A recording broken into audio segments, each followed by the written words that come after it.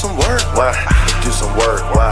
Do some work, do some work, get some blood on your shirt. Do some work, get some blood on your shirt. Do some work, get some blood on your shirt. Do some work, get some blood on your shirt. Do some work, get some blood on your shirt. Take off your skirt, yeah, don't flirt. Get it in, yeah, it's time to win. Yes, it's time to get up, yes, it's time to win. Yes, free from sin, born again. Do some work, get some blood on your shirt. It's so frightening, it's exciting. When I get it in, it strikes like lightning. Electricity, do some work.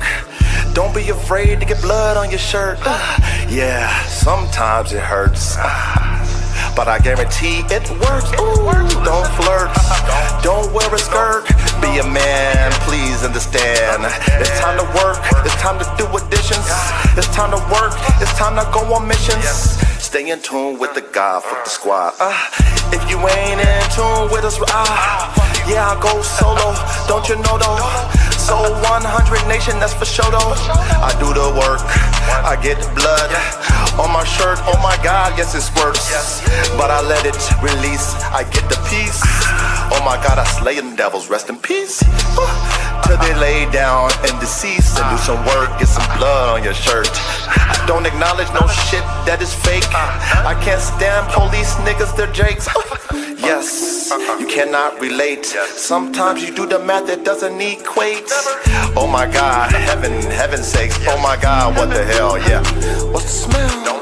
I don't smell shit, cause you don't know how to do nothing. You don't know how to do it. Nigga, quit, forfeit, lay it down. Shh, don't make a sound. Yes, I'm profound and I get it in. Yes, we're born to win. I said, do some work, get some blood on your shirt. It's a soldier's life, nigga, blood on your shirt. Fuck all the laughing shit, fuck all the flirts, fuck all the play shit, fuck all the skirts. We not feminine, we not like women. We like men, we get it, then we born again. Stop that shit, please, stop that shit. Do some work and get some blood on your shirt. Don't make me shake you up, don't make me wake you up, don't make me slam you down, lay you to the ground. Shake you up, take the bitch out of you, lift you up, take the bitch out of you. I pursue to take the bitch out of you. I pursue to take the bitch out of you. Ladies, don't be afraid. Fuck these niggas, don't be they slave. Yes, they'll take you down to the grave. Listen, bitches, don't be they slave. Fuck with a king, be a queen. Come through, move like a machine. Stay mean and stay clean. Look up in the sky, yes, have a dream. Martin Luther King, the God that flows through me. Yes, they call me T-E-E-S-I-R-E-T. Sire, oh, I'm on fire. Lightning strikes, I ain't no liar. I speak the truth. 1, 2, 3, 4, 5, 6, 7, 8, 9. Press rewind. 1, 2, 3, 4, 5, 6, 7, 8, 9. Press rewind. Yes, it strikes through the spine. It strikes through the roof. It's the truth. Mathematics, get it in. Mathematics, get it in. 1, 2, 3.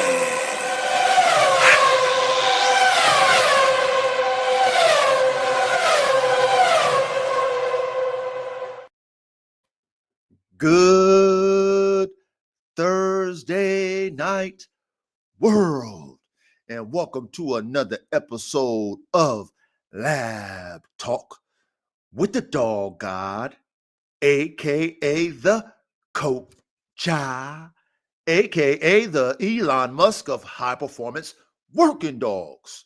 That is me, he is I, and I am him.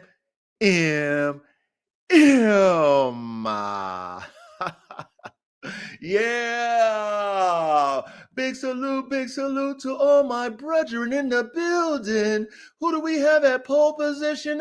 We got our brother Cooper with that pole position. We got my brother Reddy with that second place. Big salute to you, my brother Reddy. And who else do we got, man? We got my brother Rock Solid Pitts in the building, man.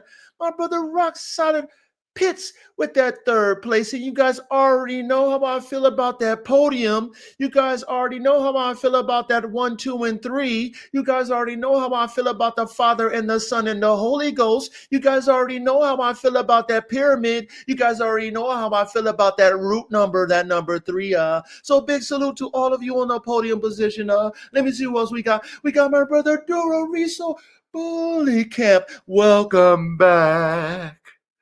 Welcome back, welcome back, welcome back. My brother Duro Ricio, Bully Camp in the building, man. We missed you, my brother, and welcome back. We got my brother RKBB37, man. Big salute to my brother RKBB with all those special recipes that he stayed cooking up over there in his lab. Big salute to my brother RKB. Who else we got, man? We got my brother, the Bakari from Canada. We got my brother, the Bakari in the building, straight from Canada. Big salute to you, my brother, the Bakari. We got my brother, Lucky Mills, Lucky Mills, Lucky Mills. We got my brother, Lucky Mills, Lucky Mills, and Lucky Mills in the building. Big salute to you, Lucky Mills. We got my brother, Caveman. Caveman. Big salute to my brother, Caveman. Glad to see you safe, man. I know you was out there doing that Willie Nelson on the road again, Caveman. So big salute to you, Caveman. We got my young brother, Verde Bulls. My young brother, Verde Bulls in the building. Salute to you, young brother, man. You know I got a lot of respect for you, young man. Keep it up. Keep it up. Coach is watching. We got my brother, Tony. Tony has done it again. It feels good. My brother, Tony in the building. I appreciate your consistency, brother Tony. And salute to all of you guys who will be trickling in, you know what I mean? Salute to all of you guys in the middle of the section who is not in the chat. Salute to you guys also in the back. Much love and respect to all my brethren. Excuse me. Now, before I get into my week, man, let's get ready to go, man. Let's get ready, man. Let's get that preparation H on deck, man. If you like your, what do we like, man? If you like your herbal sensations, make sure you got your backwoods, your swisher sweets, your paper planes, you know, your bongs, your gars, your edibles, however you partake in that herbal sensation. Please make sure it's that premium, okay? In this classroom, if you're going to go ahead and bake your brain cells, I need that premium up in there, man, so that you can get extra focused in the classroom. I need you to use that to focus, okay? That's why we're using that. We're not using that to doze off, okay? But I want you to have that premium where you need, take a couple hits, put it out, you know what I mean? Focus, you know what I mean? When you feel that flight kind of come down, you feel that flight start to come down, your highs start to land a little bit, take a couple hits, put it down. Make sure you got that premium ready to go. However you partake in it, edibles, if you want to drink it, put a lotion on, however you smoke it, however you fucking partake in it, get that bitch ready to go. And if you like the taste of hops, whether you like the dark hops, the light hops, you like the designer hops, you like the malt liquors, hops, however you like to partake in your hops, okay? Make sure that bitch ready to go. If you like it in a cold, ice cold glass mug, take it out the freezer. If you like it out cold, out the can or out the bottle, make sure that bitch is ready to go. Crack that bitch. And if you like your hard liquor, man, you like your light skin liquor, your dark skin liquor, you like to take it in a shot, you like to take it out the bottle, or if you like to sip-a-rooney, okay? Or if you like to coach, man, you like them concoctions, you like to cut it with some shit, man. You like to do that Sir Mix-a-Lot, you know what I mean? Do that Sir Mix-a-Lot, man. Get that bitch ready to go, because you know what the coach got, right? I just keep it so simple because life is so hard. You know how, God damn it, life's so damn hard. I'm telling you, it's so hard, y'all. So any way I can find a way to simplify my life, I'm going to do it. So you know what I got right now? I got my vodka lemonade. That's right. Salute to all my brethren in the building. Cheers. Cheers. Let me get another one. Let me get another one.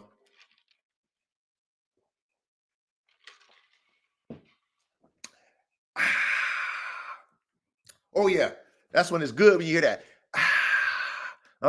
Quenching after hard days of that work, working more work 3 times. That's right. Do some work and get some blood on your shirt, my brethren. That's what we do when we soldiers, man. We're not house Negroes. You know what I mean? And this is all to all nationalities, okay? We're not in the house, okay? We out there in the field, all right? We the workers, man. We the workers, man. That's the only way you're going to achieve what you dream about in this life. That's the only thing that's the only way you're going to achieve what you pray about in this life. To the Most High God, whoever you pray to Satan, whoever you pray to, you bitch. I don't know who you pray to, but the only way you get those results when you speak those things in prayer is you got to do some work and get some blood on your shirt. Yes, sir. Big salute to all my brethren, man. My brethren is here. Now, like I always do, I like to debrief, okay? Oh, also, I want a big salute to all my new subscribers, man. You know what I mean? We slowly but surely growing. We are slowly but surely growing, and I'm very grateful to all of you who come here to learn and not to be entertained. You know, we are here for the elevation of the high performance working dog breeds or working dogs, plural, any type of dog, whether you are a breed of dog or not, we're here for that, the betterment of those animals, okay? So big salute to all of you who is in this classroom tonight. All my new subscribers. For those of you guys who don't know me, I am the coach. Okay, you see on my screen name, it's the dog god, right? Okay, well, the dog god, I'm the dog god to my dogs. Okay, it's not a bravado thing. I'm not trying to compare who's dog god or not amongst other men. This is a title that God gave me when it comes to my dogs. I'm the god of my dogs. That's where the dog god comes from. Excuse me. Then you have the coach, okay? I'm a coach in real life, not a coach of no basketball, football team. I'm a life coach, and I coach men.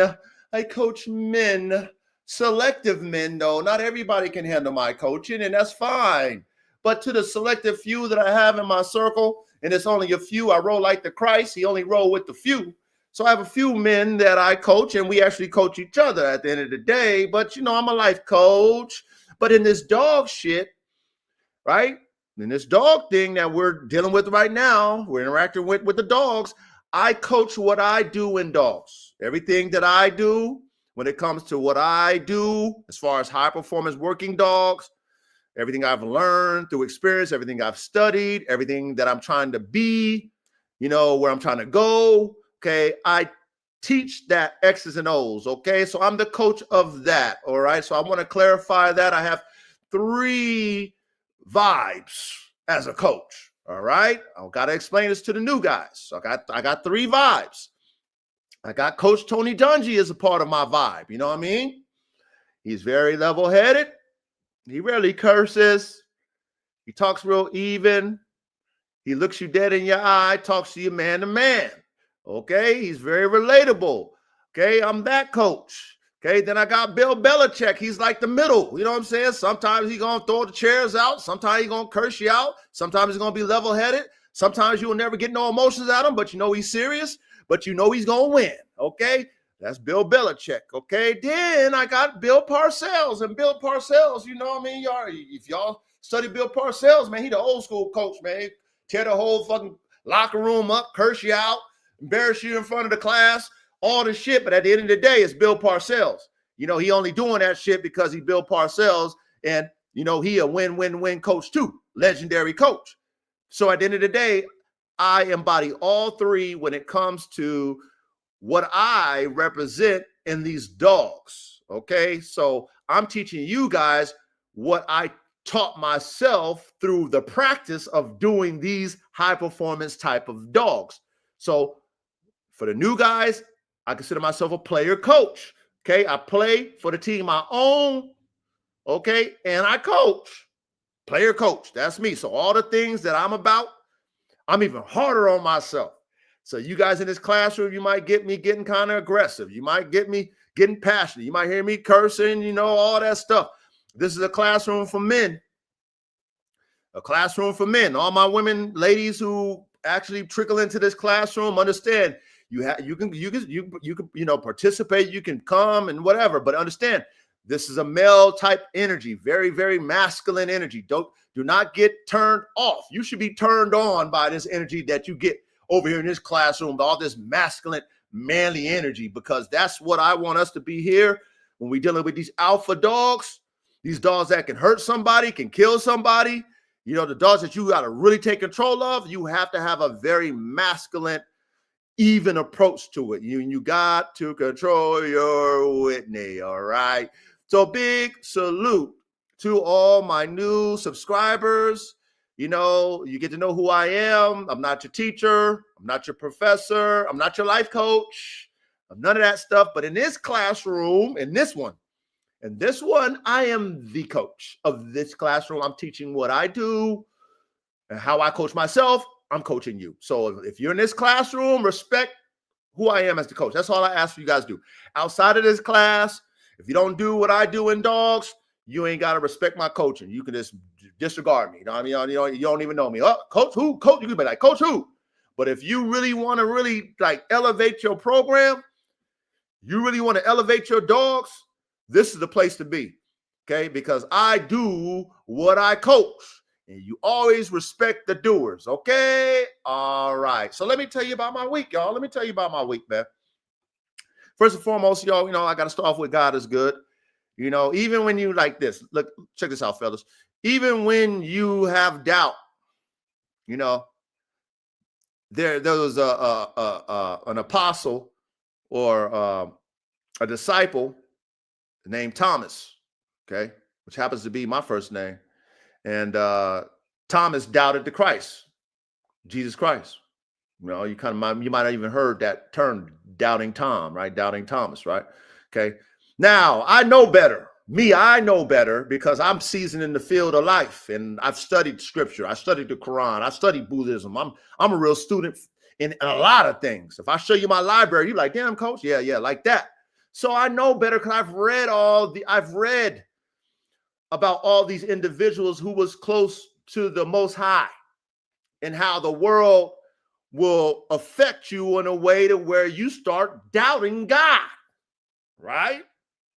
So salute to the Most High, like I said, salute to the Most High, because regardless of the situation I've ever been in, I've never doubted them. I've questioned them now, which you should know better. You don't listen. You don't question your daddy, right? I couldn't question my father. My father slapped me in my mouth. You know what I'm saying? As soon as I talk back, smack, I couldn't do it. So our merciful Father, you know what I mean? The Most High God, you know. But see how the Most High God get us when we do some shit. He get us on the back end. So you might think you're getting away with some shit, but he'll get you on the back end, and then you'll be reminded about what you did. And that's the reason why the shit happened to you. But but then that checks you. So anyway, I'm gonna give glory to God this week, okay? Because God don't make no mistakes, but we do. We make mistakes all the time, but God don't. And you got to be able to listen to God in your life, pluses and minuses, okay? And he speaks to us, okay? He speaks to all of us through everyday things that happen in your life, pluses and minuses. And you got to learn how to do the mathematics to understand what's right and what's wrong and who's speaking to you. Is it God, you, or Satan? Who's speaking to you? So me, I understand that math. I do. Well, that's why I'm, letting you, I debrief. That's why I debrief. Let y'all know who the coach is in real life, what I deal with every week, right? So anyway, this week, I get a DM from my brother Yella. And shout out to Yella. Yella, hopefully you hear, man, so you can hear this, man. Yella was like, you told me to hit you in the back street. Hey, Yella, salute, Yella. Real shit. So, of course, I slid on my number because I did tell him to hit me in the back street. Okay. And me and brother Yella, we had a talk like diplomats. We never talked to each other before, never met each other, don't know each other. That was our first time. Okay. we had to talk like diplomats for at least an hour. I'm gonna say at least an hour and a half. Talking about whatever we wanted to talk about. And unbeknownst to me, just in my my discernment on things, unbeknownst to me, I just let the spirit flow last live. I let the spirit flow. I was feeling some type of way, and before I came on, I told y'all I was going to be Bill Belichick. I told y'all I told my brothers it's Bill Belichick tonight. I told y'all that. And so I let the spirit flow. However, I was feeling in my spirit, okay, which was an elevated level of emotion, which we call Whitney. Okay, that's why I gave y'all the three levels. You got to be balanced now, because see, we humans now, born to make mistakes, but at the end of the day, we all feel is about how you manage your feelings or your Whitney, right? So anyway, I talked to Brother Yella. We had a good conversation, man. Real man conversation. Really good. And out of that conversation that him and I had, it tied into another conversation that, needed to happen, needed to be had. Okay. And that was with my brother Duro. Shout out to Brother Duro. He's here in the chat. Salute to you, Duro. And through that interaction with Yella, our first time ever speaking, and it's like, it was how it was supposed to happen. You know what I mean? There was no feelings of, there was no negative feelings that we had toward each other to begin with. You know what I'm saying? I spoke something, I requested something, and he answered the request. And then our conversation was based off of even, because there was no energy, negative or positive, against each other. It was just, okay, now here we are, meeting face to face. Now let's talk. So our conversation led to, I wouldn't even call it resolution, because honestly, between me and Brother Duro, there was never no problems. Okay? There's never no problems. However, there was, I can't even say it was a misunderstanding between me and my brother. You know what I mean? Duro. It was just a lapse in time. And then us not getting to fully know each other. We only knew each other based off of the time that we dealt with each other. We didn't get to fully know each other and fully how to deal with each other. You know what I'm saying? Period. Like, period. That's really what it was. So then when we had our conversation, it was the full spectrum. He only knew half of me. I only knew half of him. Then when we talked, we understood the other half. Okay? And that's why I say, God don't make no mistakes. Okay? This guy right here, y'all enjoy the rest of the night. This is just goofy. Hey, you right here, Saber, I don't know if he was up here last time, brother. Hey, brother, I don't know what you're here for, man. But, if you want to come back, it's cool. But if you don't like real man shit, you need to get out of here, brother. We don't want you here, brother. Facts. We don't want no fucking guy who can't understand man talk right now. So Scram Jones, my boy. All right. So let me finish. So anyway, God allowed energies or people to intercede and connect dots and pretty much close a gap that was there for a while, which honestly was necessary, because it allowed the gap to be fully closed. Because before, Brother Duro, I'm sure he didn't know there was a gap, and I didn't know there was a gap. Okay, but there was a gap. So, I'm thankful for that. You know what I'm saying? I'm thankful for that. You know what I mean? And I do want to apologize to all of you. Like last week when I told you I was drawing the line, and I clarified that line too, because Brother Tony was, he asked some questions that was legit, and I clarified the line, like, hey, you guys can still deal with my brother. I don't care. And I'm not going to hold you. I'm not going to hold that against you, period. So I already clarified the line. I didn't say, you better pick one or else. I didn't do none of that shit. But I had to draw the line at that particular time because I don't want the spirit. Like I said, I mean, I don't know. Like I said, I got to be in this. This is my debrief. I live the trifecta life, the mind, the body, and the spirit, and I balance all three. I try to. It's hard. Mind, put the work in for the mind. The body, I put the work in for the mind, and the spirit, I do the same thing. And I try to balance all the work to get the full extent of that trifecta. 1, 2, 3. Y'all know how I feel about the 3. You know how I feel about the 3. So spiritually, I do believe in spiritual warfare. Just as much as the mind warfare, I believe in that. I believe in physical warfare. I believe in all that. So when the spirits ain't right, I'm aware of all this shit because I'm versed in all 3 forms of battlefield. All 3 forms I'm versed in. So I didn't want that spirit to intercede into what we got going on because a lot of you guys was intertwined between me and my brother, Duro. And you guys didn't know, which was none of your business until I addressed it. It wasn't y'all's business. It was our business. Okay? So that's where I had to draw the line. Now, I apologize because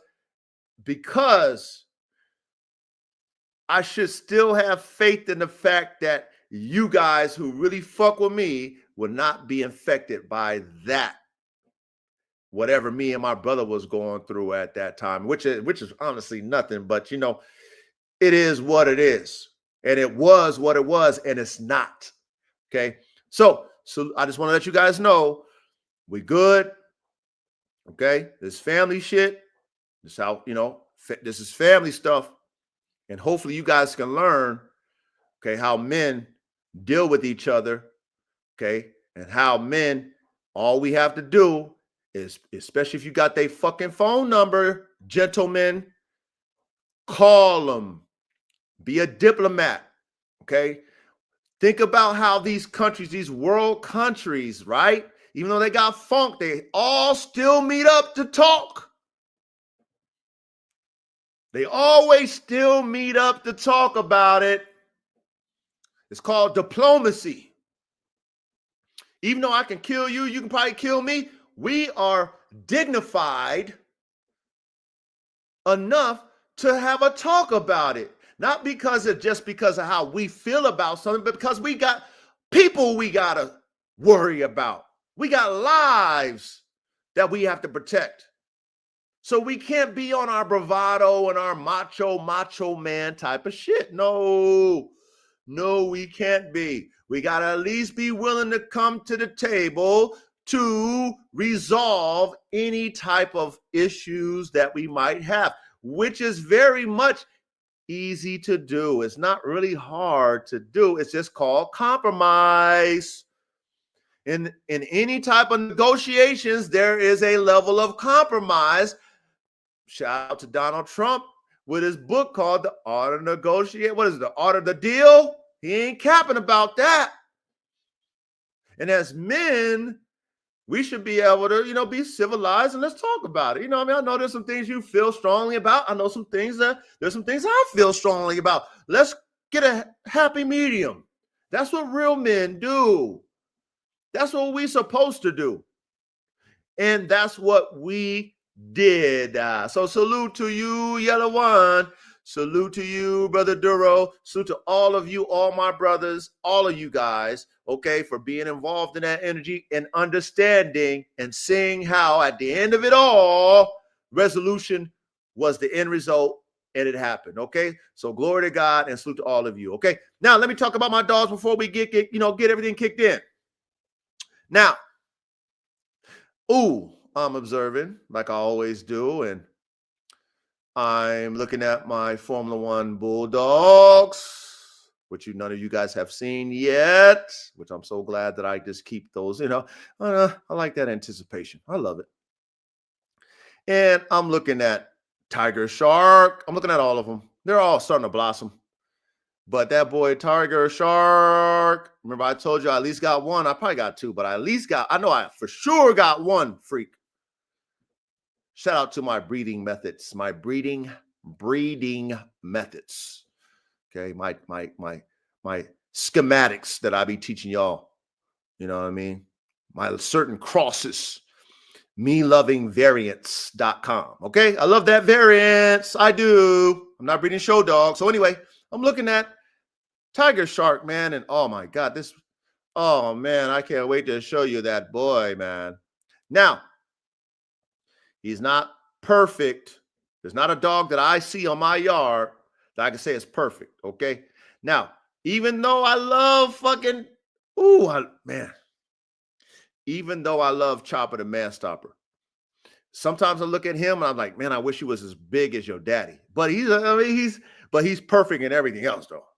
Okay, sometimes in my schematics, it's like, being that I had that Neapolitan Mastiff, German Boxer, American Bulldog, Game Pit Bull in that genetic recipe, okay, I was hoping that I would got at least the same size or bigger. However, I did have one, okay, happened to pass away, unfortunately. You know what I mean? That was that Mastiff type of AK. He would have been that big. He probably would have been bigger than AK, okay?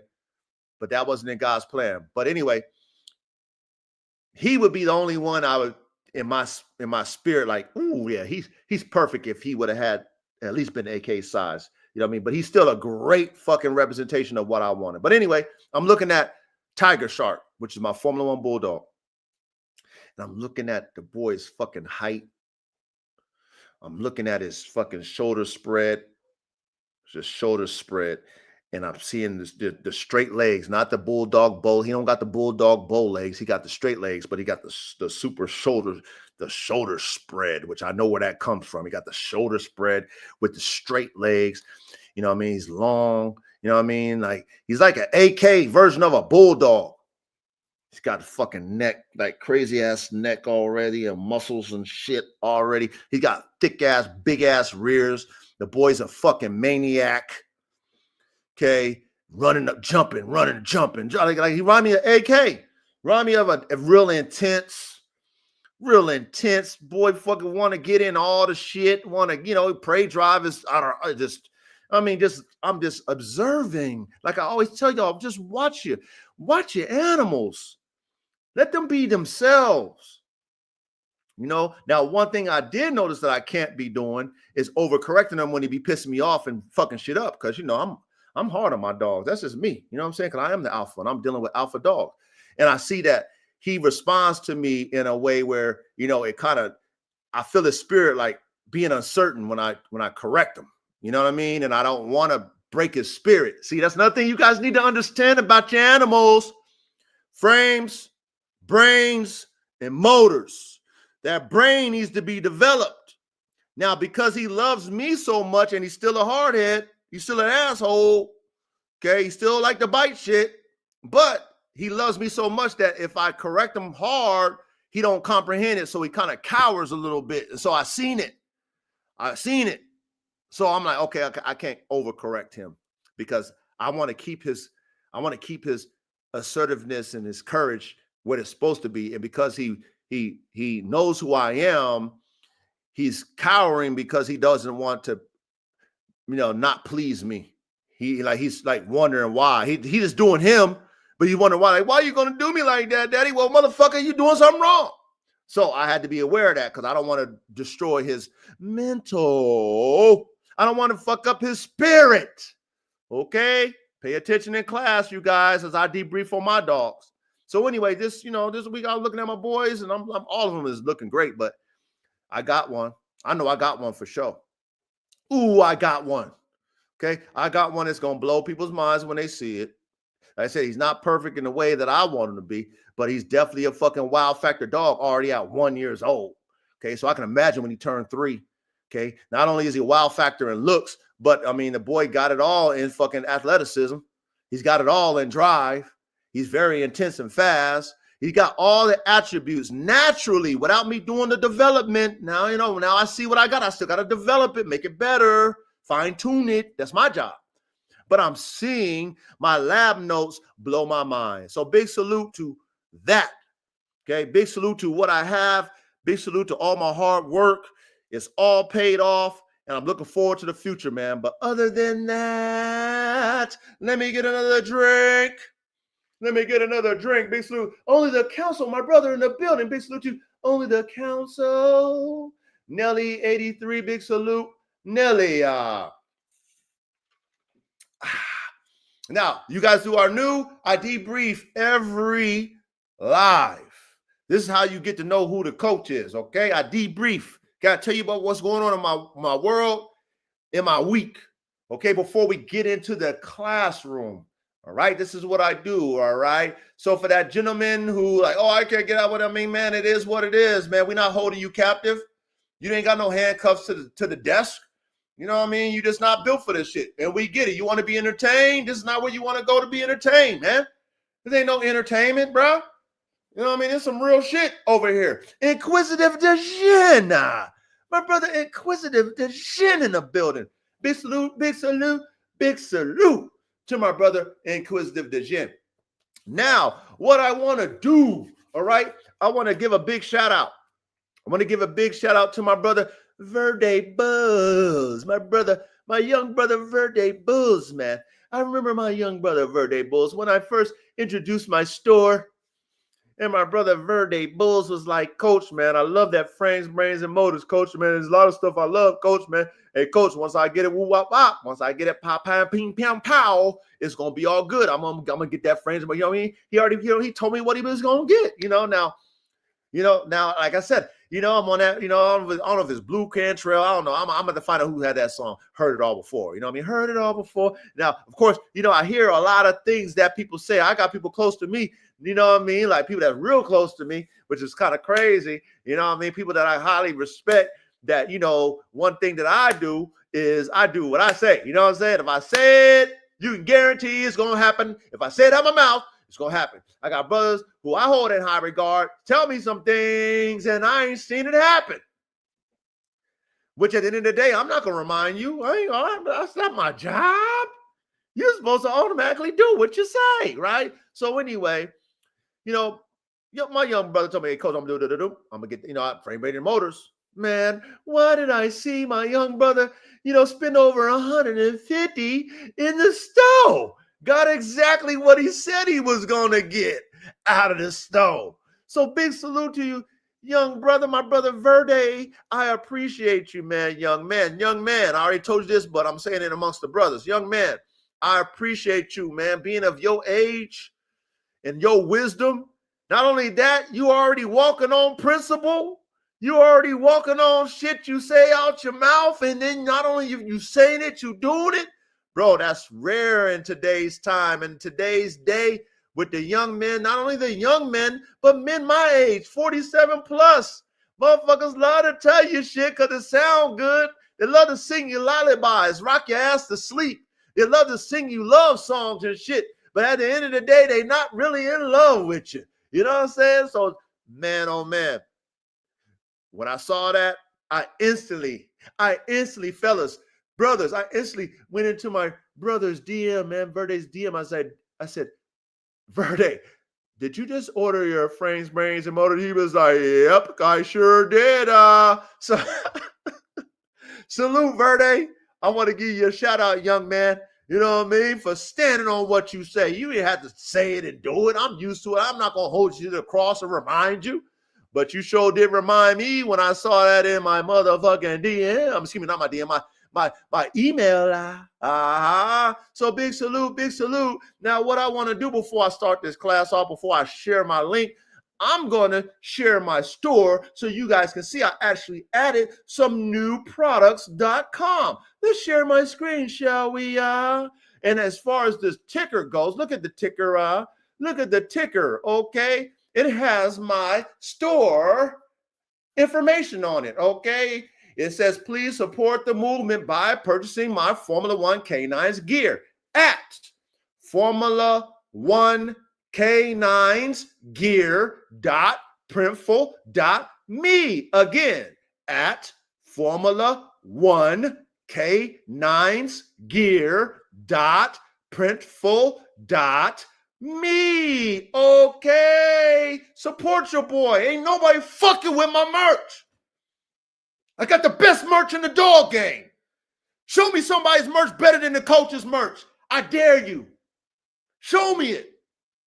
None. Okay? There's a standard that I fucking possess, that I stand on in everything that I do. I do everything top tier, tip of the spear, from the dogs to my life, to my wife, to my house, to my clothes, to everything. To my fucking friends, to my brothers, whoever I got around me is going to be at the tip of the top of the spear, man. At the tip of the top of the spear, man. So check this out. I even did some new ones. I ain't even done. I got some more new ones to put, but just check it out, okay? Look at this stove. Hold on, man. Let me go here and let me go there and let me show you. All right, look, we got some new hats there, okay? I got more hats to put in there. We added the gray. We added the gray now because I got some gray gear now. I got to do the gray. I had to do the dark, which is the black. Then I can do the light, which is the gray. You know, to handle that color combination, right? So we got the gray. Look at that. We got the full-fledged hats. We'll have all the hats, all the different type of emblem type hats. We'll have that in the gray for those of us who got the gray gear, okay? Because some of us might want to have the light gear, right? And some of us might want to have the dark gear, right? The light skin, the dark skin. Come on, man. We got to have the contrast. Look, we got some new frames, brains, and motors gear. This gear right here is hard. We got the zip up.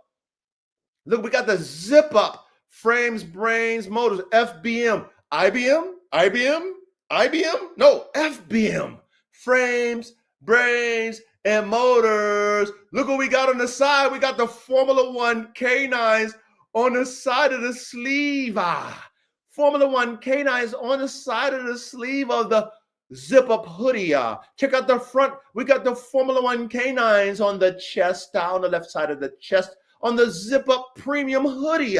Yes, frames, brains, and motors. We got it in the black too. Come on, FBM. That's right. We got it on the side of the sleeve, Formula One K9s, and then we got it on the damn chest. Premium zip up. You know we got that. Look at that, man. We got the nice ass fucking t-shirt. The sweatshirts. We got the gray sweatshirts. Look at that shit. Look at how premium that shit is, man. With the Formula One.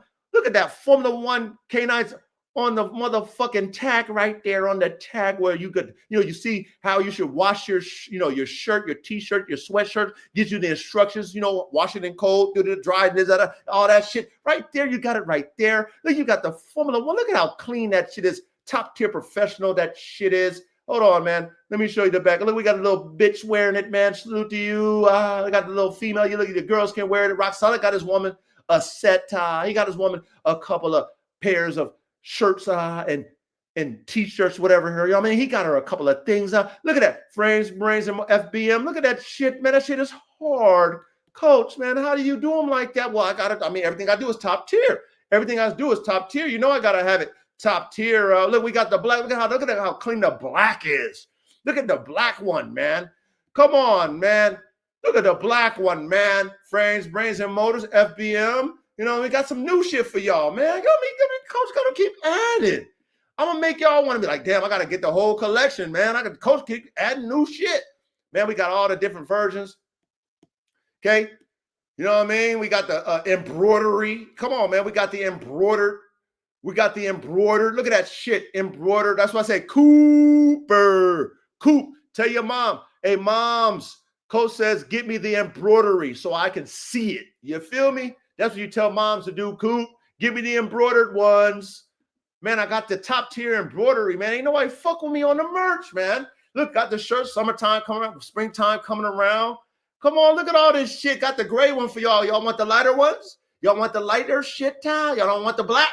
Look at I got all this shit. Look at that, man. Come shop with me, man. Unleash the power with the grays. Come on, look at how the coach do it, man. A high performance working dog engineer t-shirt. Look how we do it with the hoodies, the grays. You know what I mean? I had to do the grays for y'all. Look at that high performance working dog engineer. Look how we do it. Got the oversized, you know what I'm saying? For those of us who want the heavier, the oversized, wanted to be kind of baggier. I got that shit for y'all too. Shop with me. Support your boy, man. Top tier. I don't care what kind of dog you got. This is the pinnacle of high performance working dogs. Whatever breed you got.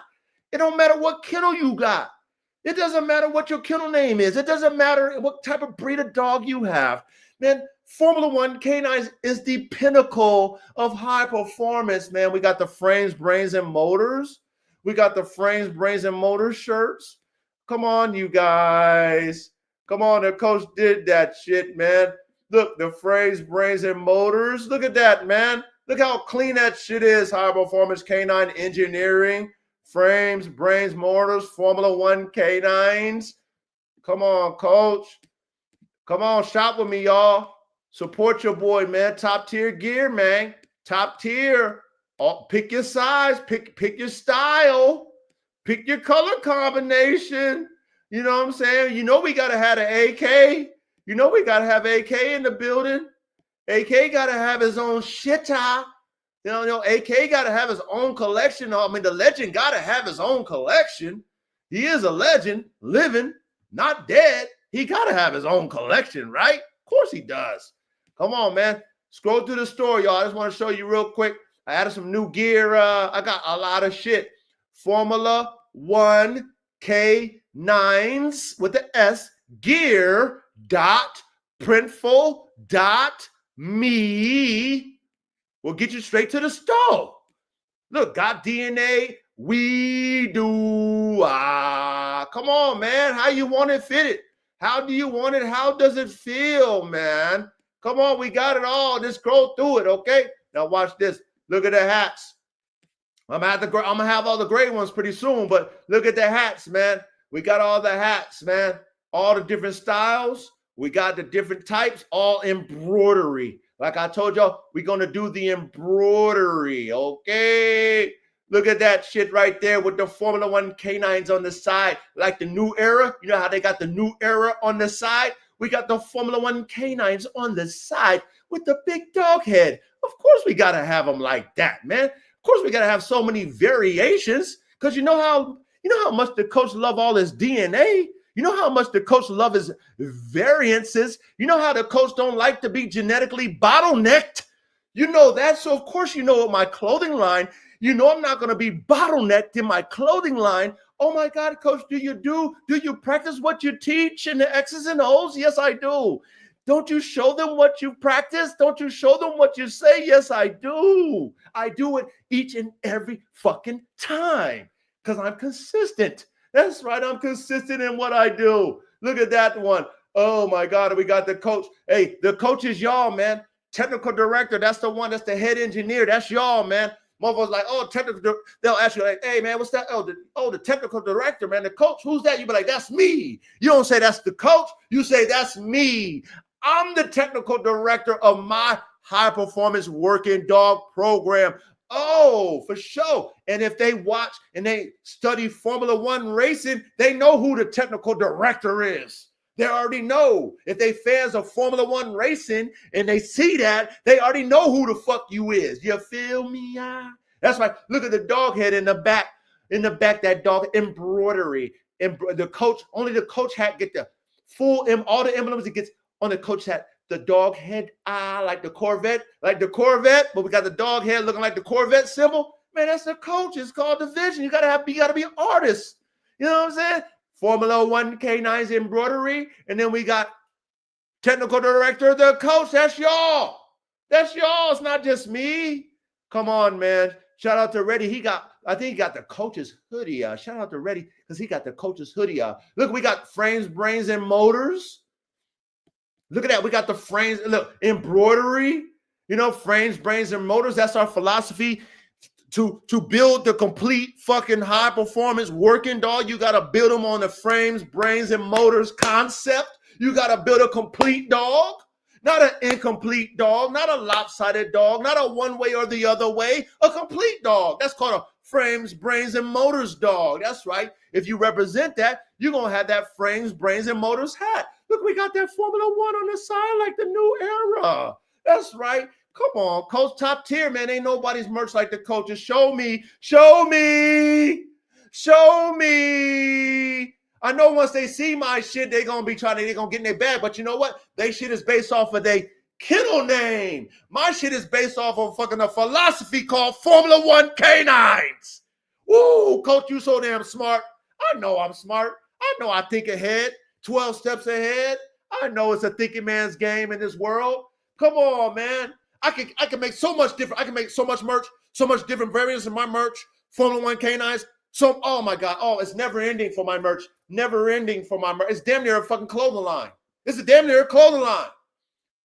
Man, I got so many ideas. Wait till I be able to get that camel play. Ooh, I want to do a camouflage edition. Wait till I get that camouflage shit going. Because you know how I feel about the military, y'all. You know how I feel about the elite level of military, y'all. I'm really structured. I believe in that military. I believe in that army. I'm in the God's army. I believe in that army. So wait till I got ideas for my camouflage edition. Wait till you see when I cook that shit up.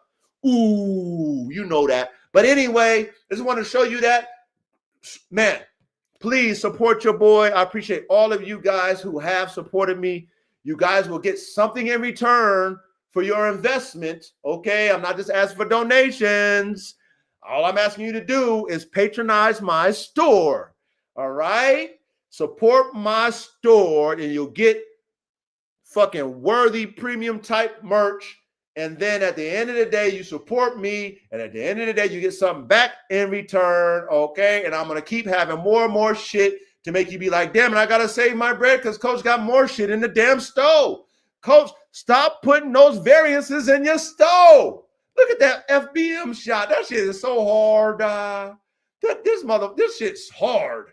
Coach, come on, Coach. Why you had to do them with the FBM, Coach? Why you had to do them with that one, Coach? That shit is hard as a motherfucker, Coach.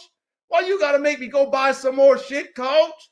Because I need your support, Ty. I need your support, Ty. I need your support. But let me digress this screen. I appreciate y'all. Let me digress this screen. Let me digress the screen. All right. Let me put myself back on the screen. Like this. And let me go ahead and drop this link for those of you who are qualified so we can cook in this classroom tonight. That's right. I appreciate you guys' patience. I appreciate you guys allowing me to show you my store. I really would appreciate if you would patronize it. That'll be really special for me. Facts. And salute to all of you who have. I'm very grateful and thankful. I am. Okay? So thank you, my brothers. You know what I mean? Hopefully you enjoy your products. And guess what? Like I said, I'm only getting better at it. Okay? The more you practice, the more you get better. Like we say about these dogs, we practicing dogs. Like doctors practice medicine. The more you fucking do, the more you get better. Okay? So here's the link in the chat. If you qualify, hit the link.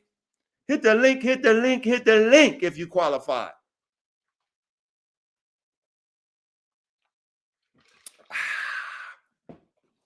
Ooh, that drink feels good. You know what I mean? Big salute to you. Bill in the building. My brother Blue Line Terriers is in the building.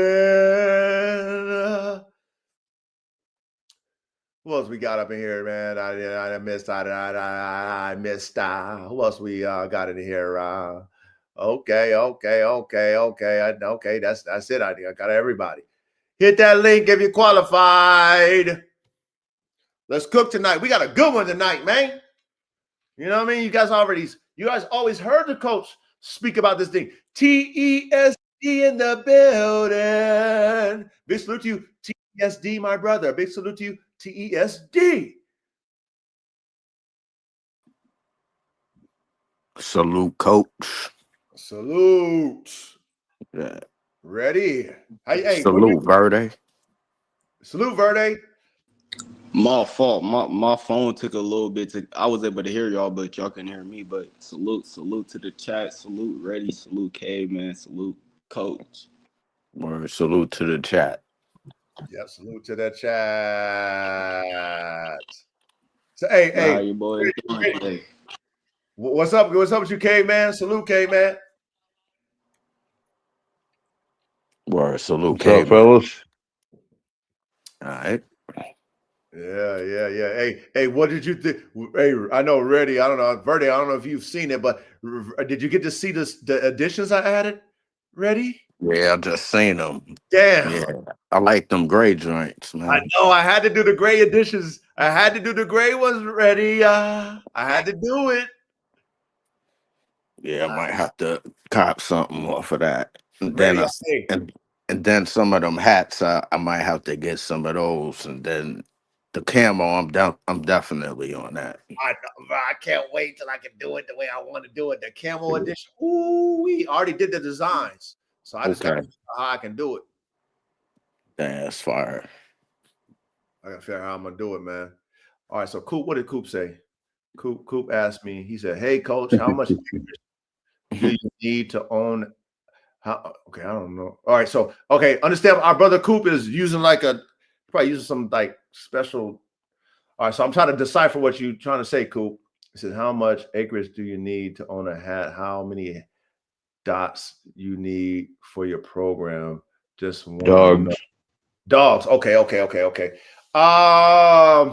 Well, it just depends on. Okay, so Coop, for anybody who's starting out a program, you need to write your schematics out first, as far as like what you want to do with your program, like your vision for your program, and then what dogs you need to have to make your vision for your program to be a reality. You know what I mean? So you need to write that out. But at the same time, I always say, keep it simple. Start out with a female. Buy you a female first, and then pay for the stud fee. Now, if you got money, no, fuck that. Get you a female. Just for everybody, get you a female, a top tier female if you can, and then go do your research on studs that are prepotent that you can take to your female. And then once you take that stud to your female, you keep the whole litter. You keep just like this Bingo. Bingo. That's what all of you do. That's how you guys get in the game with the least amount of money. That's how you do it. Okay. I would say have about $10,000. $5,000 for your female, $5,000 for your stud. Bingo. And then once you do that breeding, you keep the whole fucking litter and you're in the game. That's how we do it. That's how you do it. Okay. Make sure it's an outcross though. Make sure you get a female and a male that are not related so that you can get hybrid vigor. Come on, man. Shout out to the classroom. So salute to you, Coop. Hopefully that answered your question, Coop. But man, you guys ready for this one? Yep. The full litter selection. Why keeping the entire litter matters in competition breeding. Okay. You guys ready? Are you guys ready? Chat. Hopefully you guys are ready because you've heard us talk about this. And I want all of you to pay attention to why we talk about it in this classroom. Because what we're creating is high performance dogs, which is the highest level of breeding that you could ever do. Because you have to make a complete dog, frames, brains, and motors. We're just not making phenotypes. We're just not making genotypes. We're making a complete dog. Functional, though. Functional. They have to be functional. But this is the hardest thing to do as an engineer. That's who we are. We're not breeders here. We're engineers. We're high performance working dog, men and women engineers. So we take this shit very seriously, and we have to think about it in a complete way. So with this topic, when you're dealing with premium genetics, which I hope that's what we are all dealing with, top tier genetics, and you're breeding them together, we're not throwing none of our data out in the trash. Does that make sense? We're not throwing no data from those productions in the trash until we test them. Does that make sense? Yes, sir. Okay. All right, chat. Hopefully y'all paying attention. All right. So what I want to do, fellas, is I want to allow you guys, Verta, if you want to come in and chime, you can do it.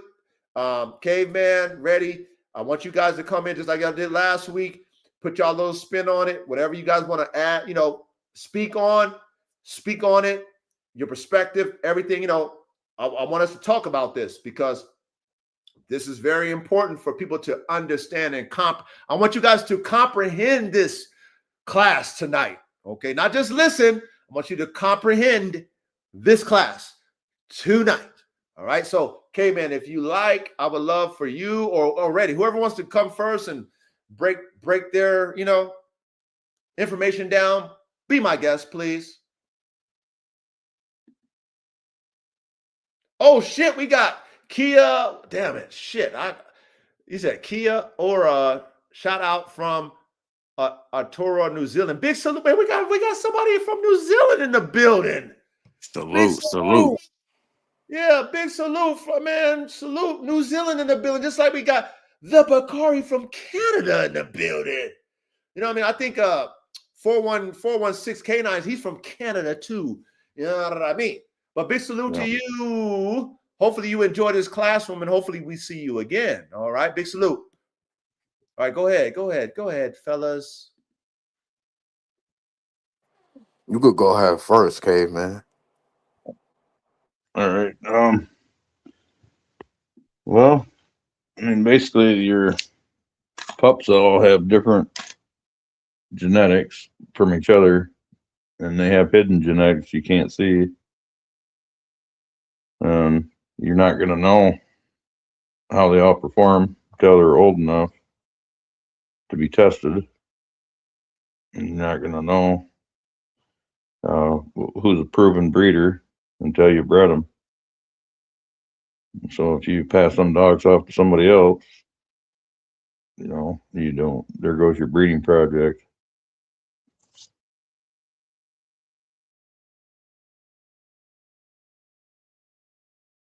Yeah. Or your progress, I should say. Yeah, it's as simple as that, just like that. You don't know what you have, especially and like I said, this class is taking elite to elite.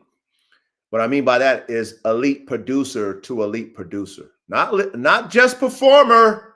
We're dealing with prepotent producers. Okay, this is this topic on prepotent producers. Okay, but go ahead, ready. All right, so I got keeping whole litters, frames, brains, and motors. Reasons to keep. One, keep all my F1s to preserve quality and traits of performance. Also, when I create a line, I can always backstep and select a different variant within my F1s and pick another fresh genetic pool of diversity for said line direction. If I had felt I messed up, I always have a new deck of cards to gamble with and stack my odds. That's one. And you want to be able to test the performance and functionalities of each puppy and test all health issues they may experience if by chance it happens, so you can properly breed the right healthy dogs for the next generation. Tests for disposition on each puppy separately as well as in a pack structure to see their capabilities and undesirables. Especially if it's your first time breeding, you don't want to give or sell your best dogs you may produce by chance. That can make or break you in the end.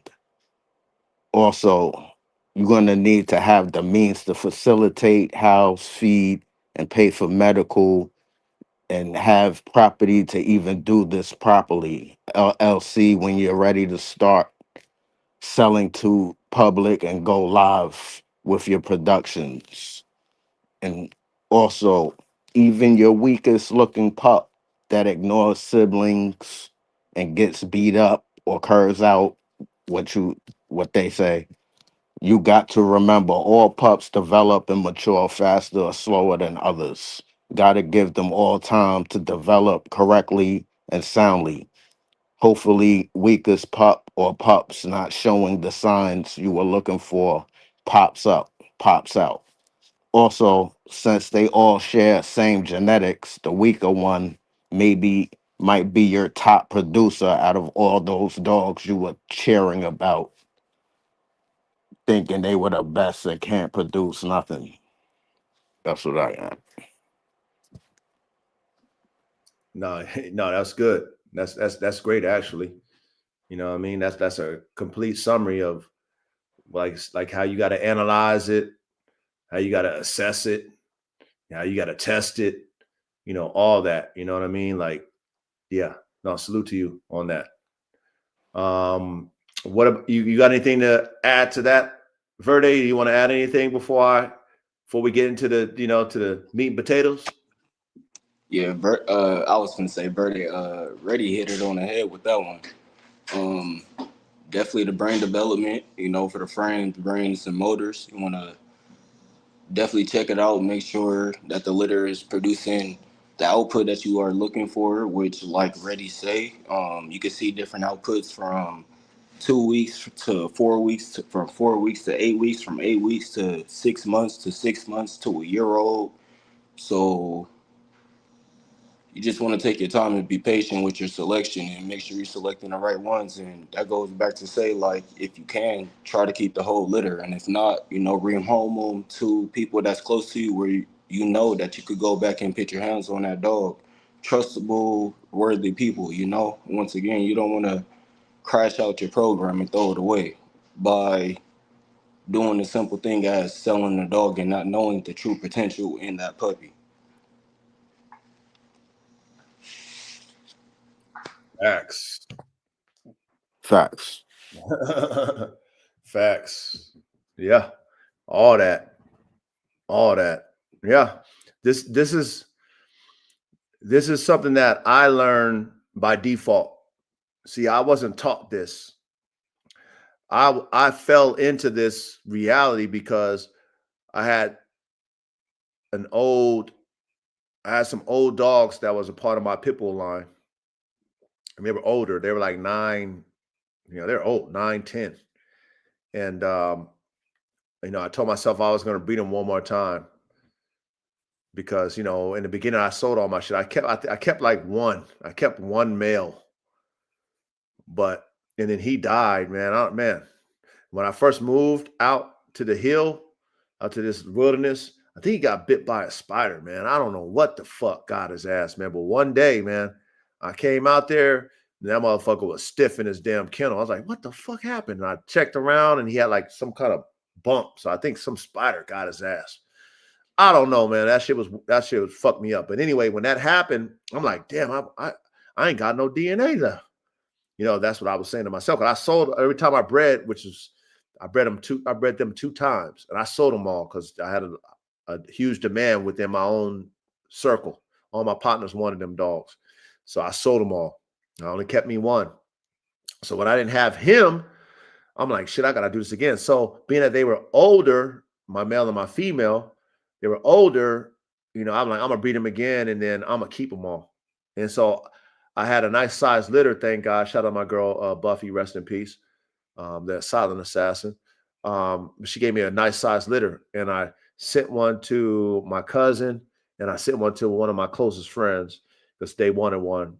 But I kept everything else. I kept everyone. That's the litter of Shaka, Jaws, Holy Spirit, Africa, Tiny. That's that litter. I kept them all. Okay.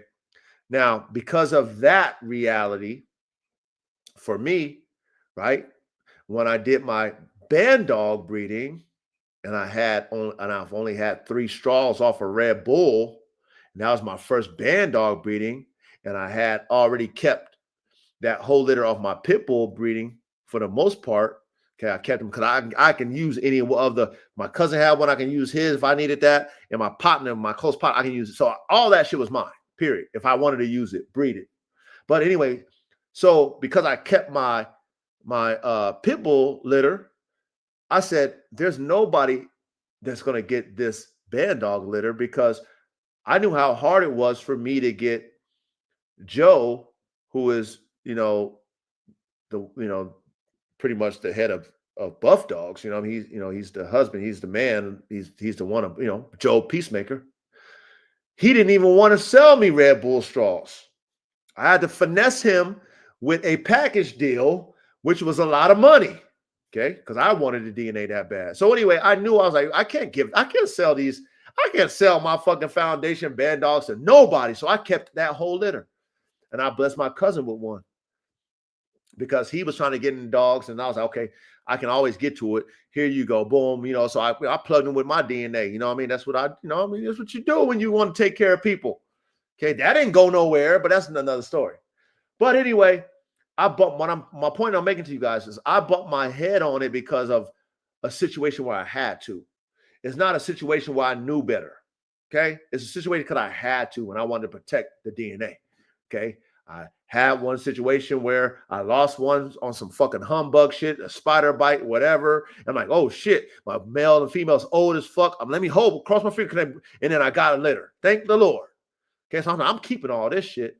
So what that taught me, which we're going to get into this class, is that even though I wasn't attracted to each one of them dogs, I was attracted to certain attributes from those dogs, but I wasn't fully attracted to them, where I would make that my pick and you would be the one I wanted. You would be the one I envisioned and the one I wanted. Okay. I wasn't fully attracted to each one of those. I was attracted to their characteristics individually, but not fully, if that makes sense. You guys get what I'm saying with that? Not fully? Yep. Okay. Now, with this topic tonight, I'm going to show you guys why, by me learning by default that keeping the whole litter when you got top tier genetics is the only way you're going to know if you can produce better dogs. That's the only way you're going to know, especially when you're dealing with top tier genetics. So, you guys ready to use Miss ChatGPT, or you guys got anything more to say before we kick her in the gear? No, let her rip. Okay. You good, ready? You good, Verde? Yeah, I'm good. All right, let me do this. I'm ready for this one. All right, let me do this. Y'all, hey, chat, take notes in class. I always tell you guys, take notes. Always hit the replay. Hit the replay. I'm going to put everything on the screen. Okay, hit the replay. Read it yourself. Assess it yourself. Put it in your realm of reality. Practice it. Again, we're like doctors over here. We're engineers, but we're like doctors. Every theory we teach, we practice. So hopefully you have a program where you can practice these theories and these lessons that we teach in this top tier high performance working dog engineer class. This is an engineer's class. This is not a breeder's class. We are the creators. We are the fixers. We are the advancers of these type dogs. Okay.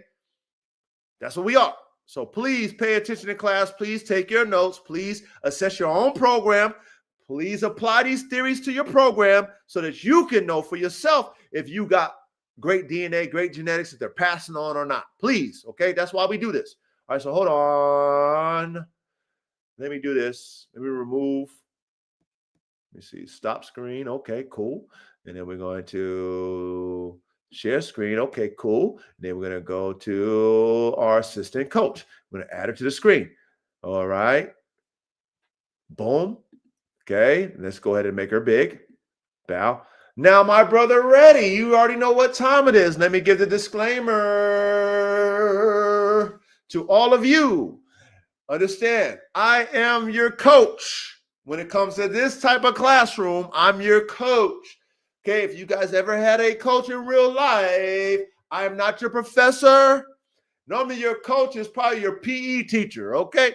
I'm your coach. I'm just coaching dogs. This is not, ladies and gentlemen, a class where you're going to get it properly pronounced and properly taught to you. I'm going to narrate. I narrate pretty good, but I got my brothers who will correct me if I mispronounce a word. Don't hold me accountable to that. Okay, please pay attention to class. I got everything on the screen for you to read for yourself, but I will make sure to clarify everything that I narrate so that you guys can understand. But understand what I'm doing is I'm teaching you guys X's and O's. This is just an outline, okay? Over the time that we've been using AI, she has learned, based off of my programming, how to format our class. That's all she does for us. She formats our class. We hit the formats, the key points, and then we elaborate as engineers. We use our mind, we use our creativity, and we elaborate on these key points. So follow along as we elaborate, as I narrate, and you already know, you know what I mean, Brother Reddy, if I mispronounce, you know what I mean, correct me if I'm wrong, all right? And if you see something in the chat that I need to, you know, look at, because I can't read and look at the chat at the same time, you got me, right? Gotcha. All right, cool. All right, here we go. Why keeping an entire litter from elite competition dogs matter? Now, look, I would hope that you guys understand how valuable your genetics are to what you're trying to produce. It's like ingredients for a recipe of food that you're trying to cook. You got to have the best ingredients to create the best meal. That's the same thing that is required with these dogs, okay? Now, those ingredients, for us, we understand that those ingredients needs to be prepotent dogs. A prepotent dog doesn't necessarily mean a heavily line-bred dog. A prepotent dog doesn't necessarily mean two top-tier performers bred together, and that's an elite dog. That's an elite producer. That doesn't mean that. Okay, an elite dog, an elite producer is a dog that is prepotent, whether scatterbred, heavily inbred, heavily line-bred. They just have to pass on their genetic characteristics, their desirable genetic characteristics. You guys get that? Yep. All right. Okay, cool. I just want to clarify that because, see, like I said, theories are there for a reason, but when you are an engineer or a scientist, you test theories. Okay, you just use theories and then you test them, right? So please pay attention in class. As I'm speaking, please put your microphones on mute. All right, here we go. When you breed two truly elite competition dogs, you're not just making puppies. You're running a genetic experiment. And if you sell most of the data, you cripple your own program. All right, that makes sense. Let me read that one more time. When you breed two truly elite competition dogs, which is truly elite prepotent competition dogs, you're not just making puppies. You're running a genetic experiment. And if you sell most of the data, you cripple your own program. Number one, you can't judge a breeding off of one puppy. A single standout pup proves nothing. You need to see consistency of structure, frames, nerve strength, and cognition. Sorry, cognition. Yes, brain, cognition.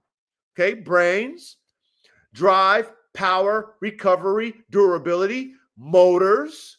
If you only keep one or two pups, you're guessing. If you keep the whole litter, you see the genetic ceiling, the genetic floor, the average, the variation spread.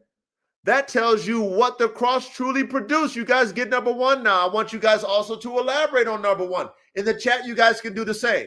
Okay, you guys get number one. You can't judge a breeding off of one puppy. Yep. Because elaborate. The pups, one puppy doesn't show you all the traits as you would get from as well as all the genetics as you would get from a whole litter. That's gonna show you spread out the different traits. Some might get most of the traits you're looking for. Right. Where From the where parents though, right? You're not yes, able to see. Yes, yes. yes. Correct. And while the others might get half and split to maybe like 2 or 1.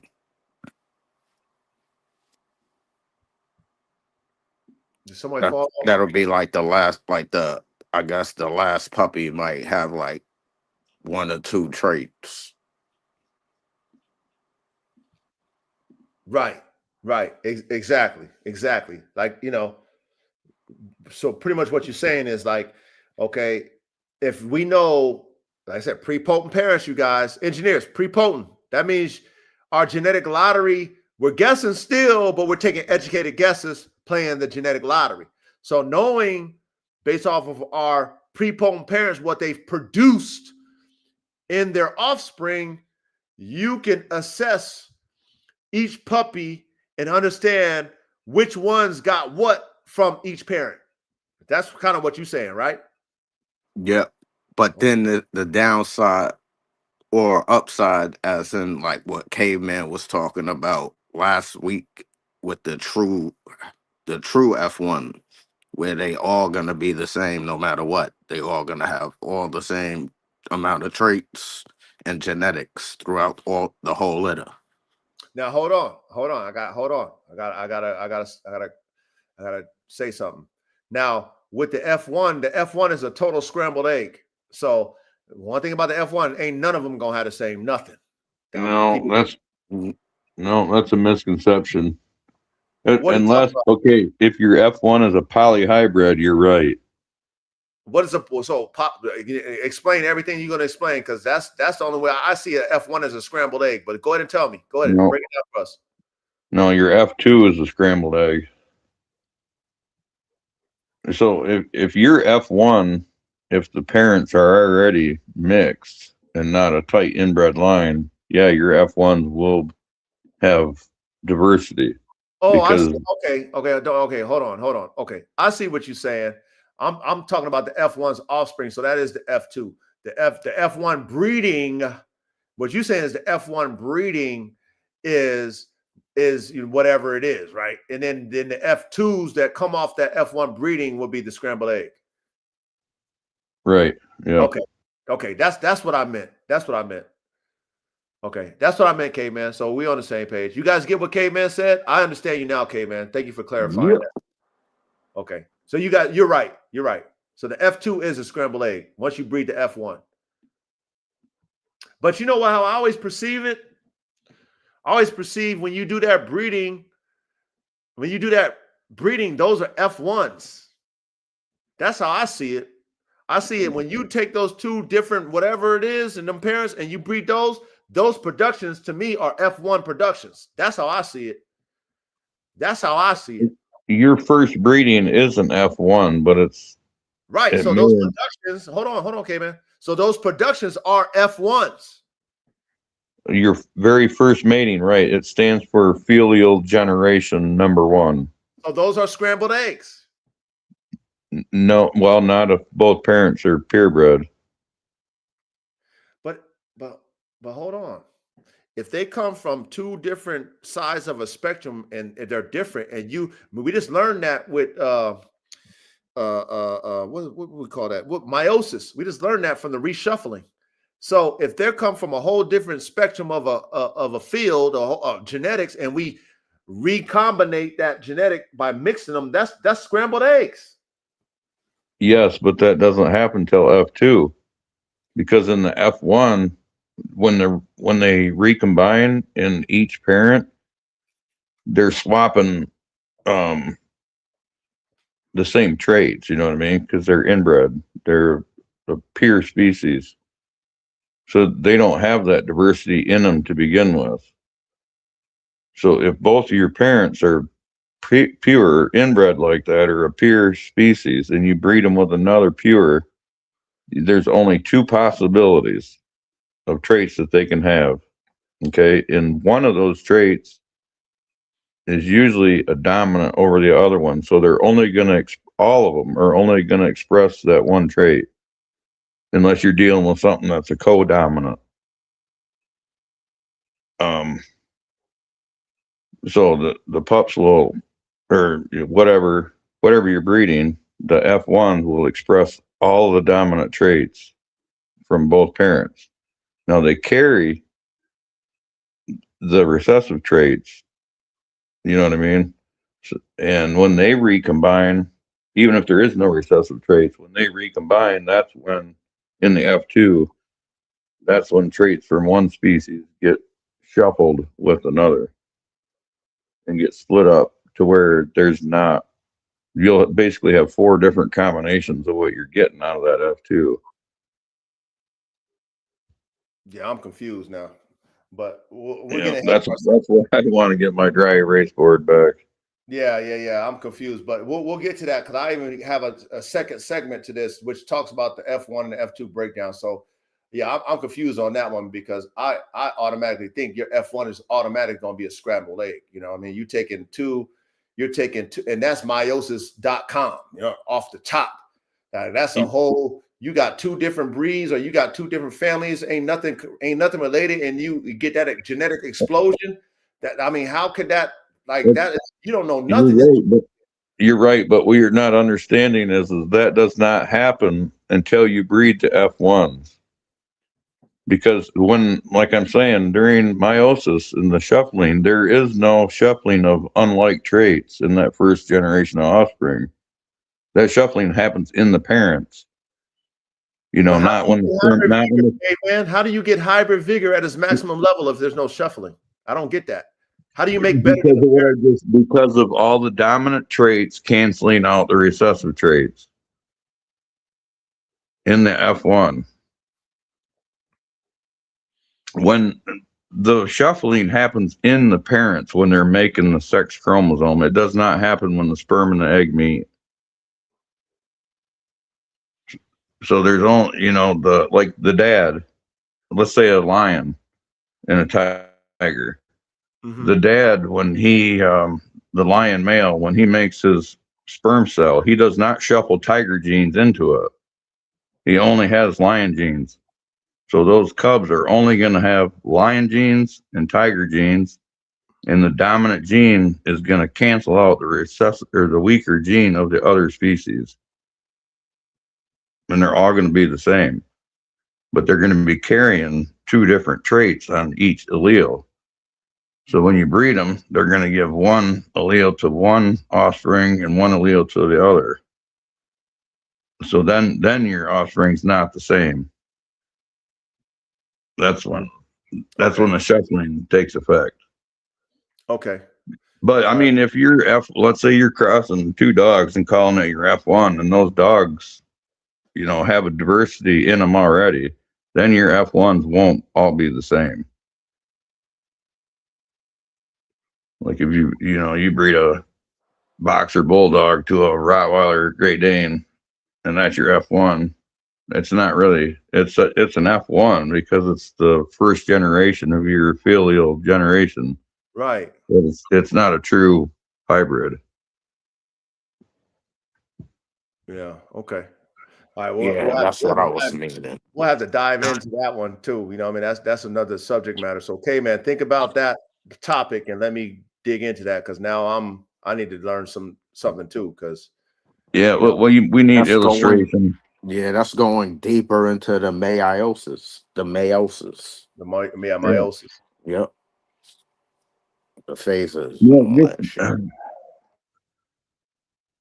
I don't know. I need a dry erase board to draw this all out, to show a diagram of how it works. But. Okay. All right. So let's carry on, fellas. So, okay, man, keep that topic. That's a good topic that we need to cook on too. So I can get an understanding of what you mean and stuff like that. You know what I'm saying? Because automatically, I think when you take something different and you bring them together, that's scrambled. That's my finite mind thinks that. So if we can clarify that for us to understand, that's something that us as engineers need to break down. So Yeah, think about that, K-Man, so you can give me a topic so we can cook on that. You know what I'm saying? If you can. That'd be awesome. All right, so let's go to number 2. Genetic expression is a spectrum, not a clone. Even from 2 elite dogs, offspring will vary. Why? Because inheritance is a recombination event. Each pup gets a different mix. Think about elite thoroughbreds. Look at the bloodlines of Secretariat. Not all his offspring were him. Some were solid, some were average, a few were exceptional. That's variance. Same thing in elite competition dogs. If you only evaluate one pup, you're evaluating variance, not genetic truth. How do you guys feel about number 2? Okay. Genetic expression is a spectrum, not a clone. Anything you can add? Yeah, nothing's the same. So that would go into the scrambled eggs that I think of. Yeah. But it's 2 ways of that. That's all.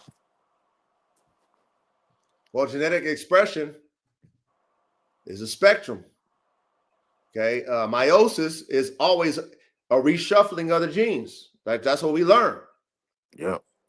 It's all, every breeding is a complete reshuffling of the deck. Every time. I think that one was just like meiosis 1. We ain't get into meiosis 2. But I'm gonna tell you this. That's why I said we Listen, do that class. That's why I want K-Man to put if that. you have a dog, if you have a dog that carries the color red for its coat color for both copies, right? When that dog makes its sperm cell in the chromosomes reshuffle, that dog's still going to have red, and that's what it's going to give its puppies. You know what I mean? Right. In the F1. But K-Man, that's red on top of red. That's red on. But we're not breeding that. Okay, we're gonna breed it to a yellow dog. What color the pup's gonna be? It's not gonna be all red. What happens when you mix red and yellow? It's not red and yellow. It's not gonna be a whole red. They're gonna be all orange. They're gonna be all orange. You would get some red in that, but K-Man. You come on, K-Man. You done did enough. Like I said, I gotta challenge you. I gotta challenge all of us. You done did enough litters where you done seen all kind of shit that baffled you. Okay, that's my point about that meiosis. That's why I love that class that we did. Please watch that class that we did on meiosis. Shout out to you, K-Man, because that reshuffling of the deck is true. I've seen. I'm just saying. I've just seen where I've taken the same parents and bred them 3 times and got all kind of variances. I'm just letting you know that right now. So I'm not disputing that at all. What I'm saying is you're not going to see any diversity until you take those orange pups, the F1s, and breed those. That's when you'll come out with red pups, orange pups, and yellow pups. So you telling me that if I take a red and a yellow, I'm not going to get fucking some red, some yellow, some orange? I don't believe that. No, that's the F2 that's going to happen then. Well, I don't believe that, K-Man, because I done did breedings where I've taken a dog that's black and I've taken a dog that's fucking blue and I got some fucking chocolates. I got a fucking black. I got a blue. What are you talking about? Because those dogs were not pure. K-Man, but what's pure? What is pure? A dog that's only got one that's so pure. Hold on. Yeah. This is what I'm saying. What is pure? A dog that just only is what it is, and that's it. There's very few dogs that's that, unless you breed, let's say like you talking about like Dobermans. So you taking a Doberman that has fucking the tan, the black and tan, and the cinnamon. That's all that's in that Doberman. Okay, that's not what we're talking about. You know what I'm saying? That's not what we're talking about. You should know if that dog is. You're not talking about true F1 hybrids. If you're not talking about pure genes bred to pure genes. When you take diversity and breed it to diversity, that's not a hybrid. So then what do we call that? That's composite. That's, Okay, you're that's getting into composite. F2 and beyond. So then that's composites. Or even if it's not a composite, you got to go into the F2, or you got to start. Most of us are starting with an F6 or we're X20, starting with F20. composites. We're starting with Yeah, we're not composites. starting with the actual Good. pure. Correct. Okay, I get it now, K man. I get it. That makes sense, K man. But yeah, we'll look it all up, and Chat GPT can convince you. No. K man, this is why you think I'm asking you this question? Because I want you to elaborate so that we all can understand. That's what's important about our classroom, right? If I don't ask you questions, then you won't elaborate, and then I won't get an understanding, and then maybe some other people won't get an understanding, right? So that's why I always make you elaborate, because I want to understand where you're coming from. But like I said, we're gonna do a class on this too. But anyway, I get it, K man. I get it. I understand it now. Okay. But this is why this classroom is important, because this is the supercomputer. Because I don't want to take what you know, K man, and suppress it. And you guys in the chat, I want us to all, so that we get a comprehension. Because I don't know every fucking thing. You know what I'm saying? Maybe I'm not breeding a dog that's fucking heavily inbred one way, to where, like you said, it's pure. It's pure just one way. So whatever that dog is in that dog, phenotypically, because the spirit is another thing too, but phenotypically, I'm gonna get that. So if it's black and tan all the way through, black and tan, I'm gonna get black and tan. There ain't nothing else in there. So I get it, K man. Salute, K man. But You please, see what 416 K9 put? let me see, because I can't see. So let me see.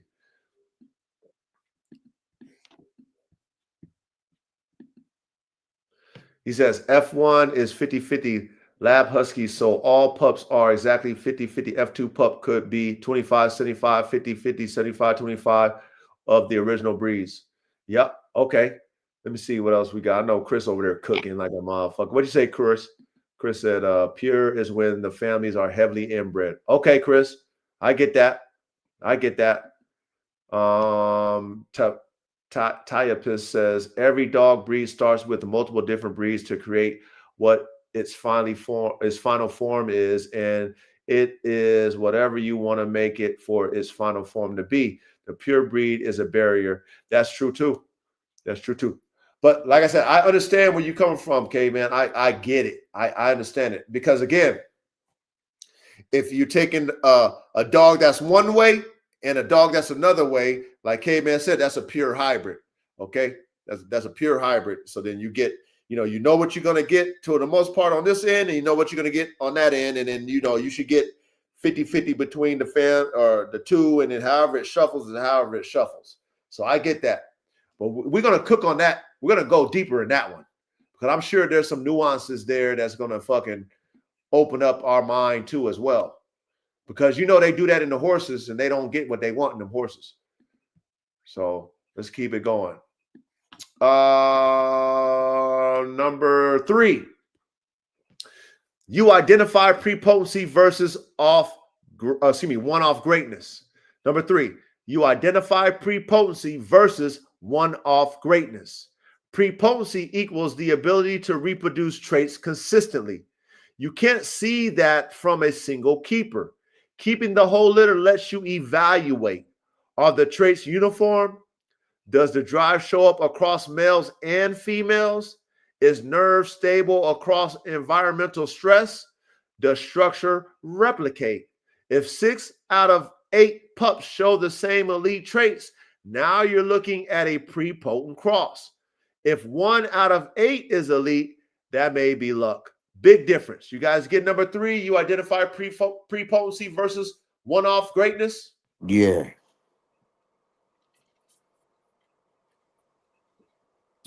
Yep, I got it. And then you want to elaborate on that, like what you want to see in that prepotency.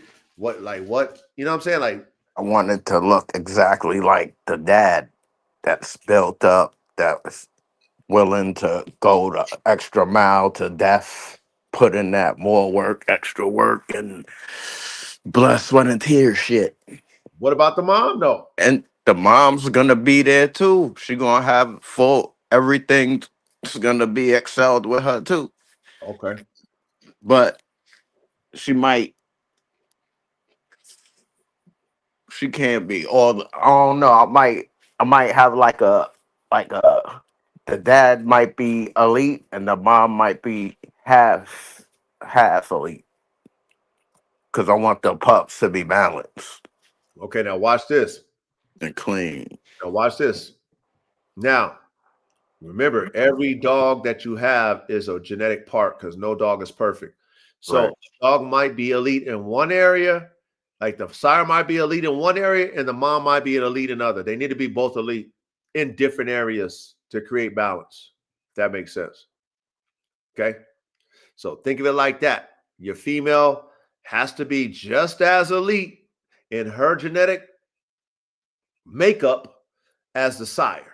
And the female has to be prepotent, just like the sire, so that you know this female passes on these traits in her puppies. I've seen it, multiple puppies, it's consistent. This male pass on these traits in his puppies. I've seen it, it has to be consistent. So you need to assess, or we need to assess male and female, put them under the same microscope, but for different reasons, because like you said, we're trying to create the balance, which we learned is the synergy. We're trying to create the synergy in the breeding. Okay, we don't want same and the same. Okay, so what you're saying is correct, but we can't forget about the female. However, it, like I said, one lacks, we make up in the other. Does that make sense? Yeah. Okay, so we always got to think of that, but they need to be elite in their performance abilities. If they can't perform it, they need to be elite in their producing abilities of those traits. Okay, which is very important for us to understand. That's why you got to identify prepotency. Got to identify it, and it needs to be coming from the male and female. You know, like I said, if I'm breeding AK to Coco, I already know what AK brings to the table. Because I bred him. I don't know what Coco's going to bring, but I know who Coco is. I know who her father is, her mother is. As far as what that breeder promotes and posts and their accolades, you know, whatever they won in their little, you know, sport. So I can base my assessment on Coco when I breed her to AK. Like, okay, well, shit, based off of your parents, I'm not doing those training with you. I know you can do it. You're a very smart ass dog, super athletic. So I know you can do all that shit if I trained you. But based off of what her parents can do, I can assess what Coco brings to those puppies that AK don't have, if that makes sense. Yeah.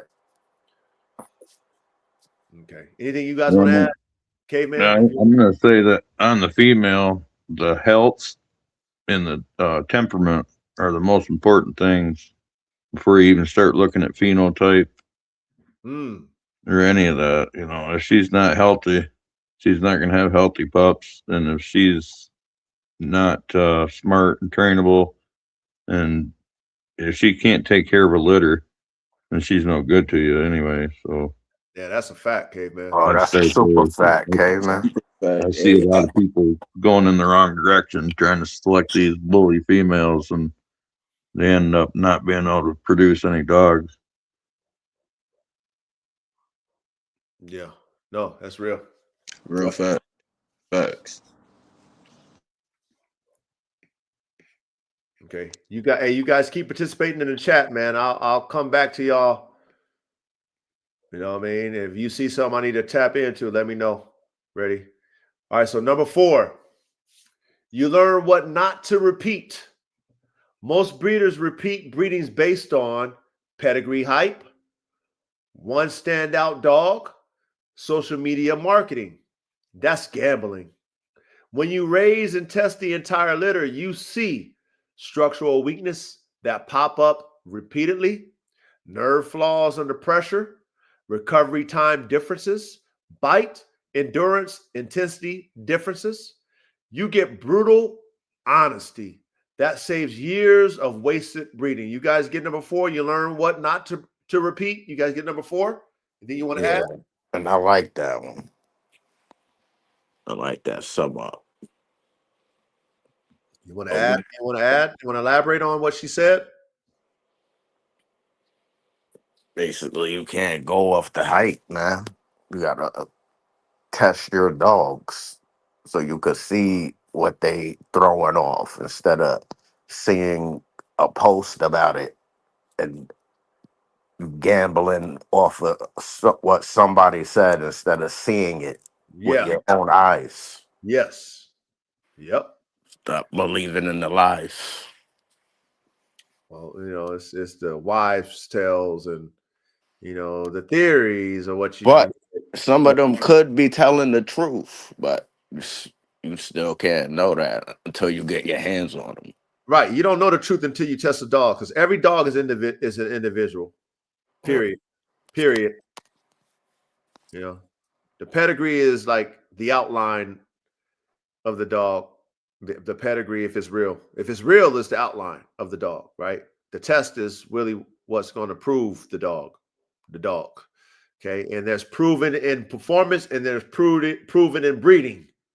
Okay, two different things. That's why you keep whole litters, because you want to assess what you produced in those dogs based off of the pedigree, if you believe in the pedigree or not. Then once you assess those dogs and you see their pluses and minuses, and then you create the synergy of balance when you breeding them to another dog, a line of dogs, whatever, and you balance in those synergies together, and then you test to see if they can produce that, then you find out what that dog is. Okay, but there's not going to be, at least that's what I've assessed, and I'm sure UK, man, you've had a lot of puppies. I've seen similarities in my dogs, but none of them were the same. There always ones that excelled at certain things more than the others. Even though they could excel at the same things, one excelled over the other even more so. Okay, that's what I've been able to assess off of the dogs that I've kept that were of the same litter. You know what I mean? Anything else you guys want to add? K-Man, you want to add anything to number 4? You learn what not to repeat?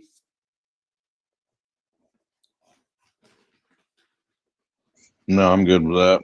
I agree with what you said too about the different levels of performance. Yeah. Yep. And as I said, that's why that, especially when we're doing these type F1s, like you're in your lab and you're like cooking some shit up. You do your first outcross. This is why this is so important, this topic, keeping the whole litter, because with that first outcross, you should, either do a back cross or you should do an inbreed to the brother and sister that has the balance of what you were looking for in that breeding as a whole. All right, let's go to number 5. Number 5, you separate production from performance. See, we know better than this because we learned this. But those of you guys who's new to this class, okay, we separate production from performance. There's two different things now, okay? You perform and you either produce. Two different things. It's rare that you get one that does both. It's rare. But if you do, praise God, thank Jesus, all right? Other than that, hey, we got to separate the two. We need to know who can produce and who can perform. Here we go. There's differences between dogs that look good, dogs that train well, dogs that perform under real pressure. Only by testing the full litter can you see who fades under stress, who peaks late, who breaks mentally, who gets stronger when pressure increases. That's breeding for performance, not production. You guys get number 5? Yep.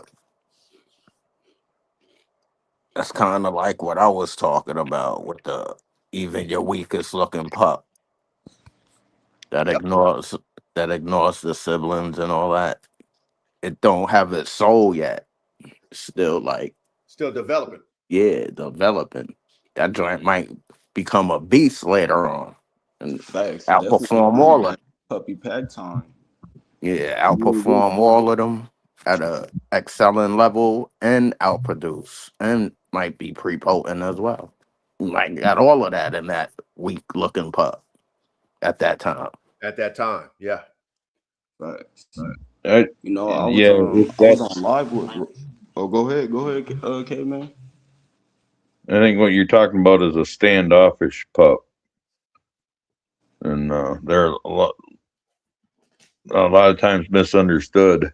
And really, all they're doing is they're sitting back, gathering information about what's going on before they make a move. They're not like the other You puppies know, who it's just mindlessly rush in. Smarter Uh, yeah, and they, as soon as they thinking. figure out a routine and what's going on and what's a threat and what's not, then they're a whole different animal. facts. Yeah. Yep. You know, like you have to treat your. Yeah, but they're not really timid. I would advise against breeding any dogs. You were breaking up, K man. Say that again. I was just saying those pups a lot of times aren't actually timid. They're just observant. Mm. I You myself, I wouldn't breed any Yeah. timid dogs. Yeah, they're just thinking That's about a problem with what's going on in the surroundings. That's what they're doing. Thinking the motors, the I was brains. finna say during the brain development time too for the puppy pack time. If you do a little structure, you know, throw little trees down, and you know you could build little shit, build little structures, see who could get over obstacles, who's really motivated to get to that food or not. You know, as a puppy, as puppies, I say that's some of the best motivations for them is food. So during that time, you can mark every week, like, okay, so this puppy might have been a little standoffish, or it might have been a puppy just to roam. Why these four was the ones to get straight to it. But by week 2, it's like that puppy that's roaming might be the first puppy every time you put that bowl down, the first puppy over. So you really want to take notes on your puppies. Like when you say like taking notes, like damn near like almost every day. And change up a little obstacles. Don't keep it the same, because if you're dealing with real, true, intelligent dogs, they're gonna catch the hang of it once again by that week, by that 2 week mark that they already own it. So by that 3rd week, you want to change it. By that 6th week, you want to change it again. So by 8 weeks, you already got a little puppy imprint and a little brain development going. So now you can, once again, it's the difference between a well-trained, behaved dog compared to a dog that really want to get out there and do it. Yeah, your dog is like a computer algorithm. Your dog is not like a human. So the more you program in it, Facts. this AI, the more it gets better. Now, if it's a dumb dog, it's a dumb dog. I've owned dumb dogs before, so But the more you put into that dog that is aware that you're putting into it, the more that you build his confidence up. So remember, we did that master class on the Malinois with that breeder. Shout out to Inquisitive de Jena. I forgot the brother's name who we commentated on his class with the Malinois. Remember we did that one? Yes, Yeah. sir. Okay.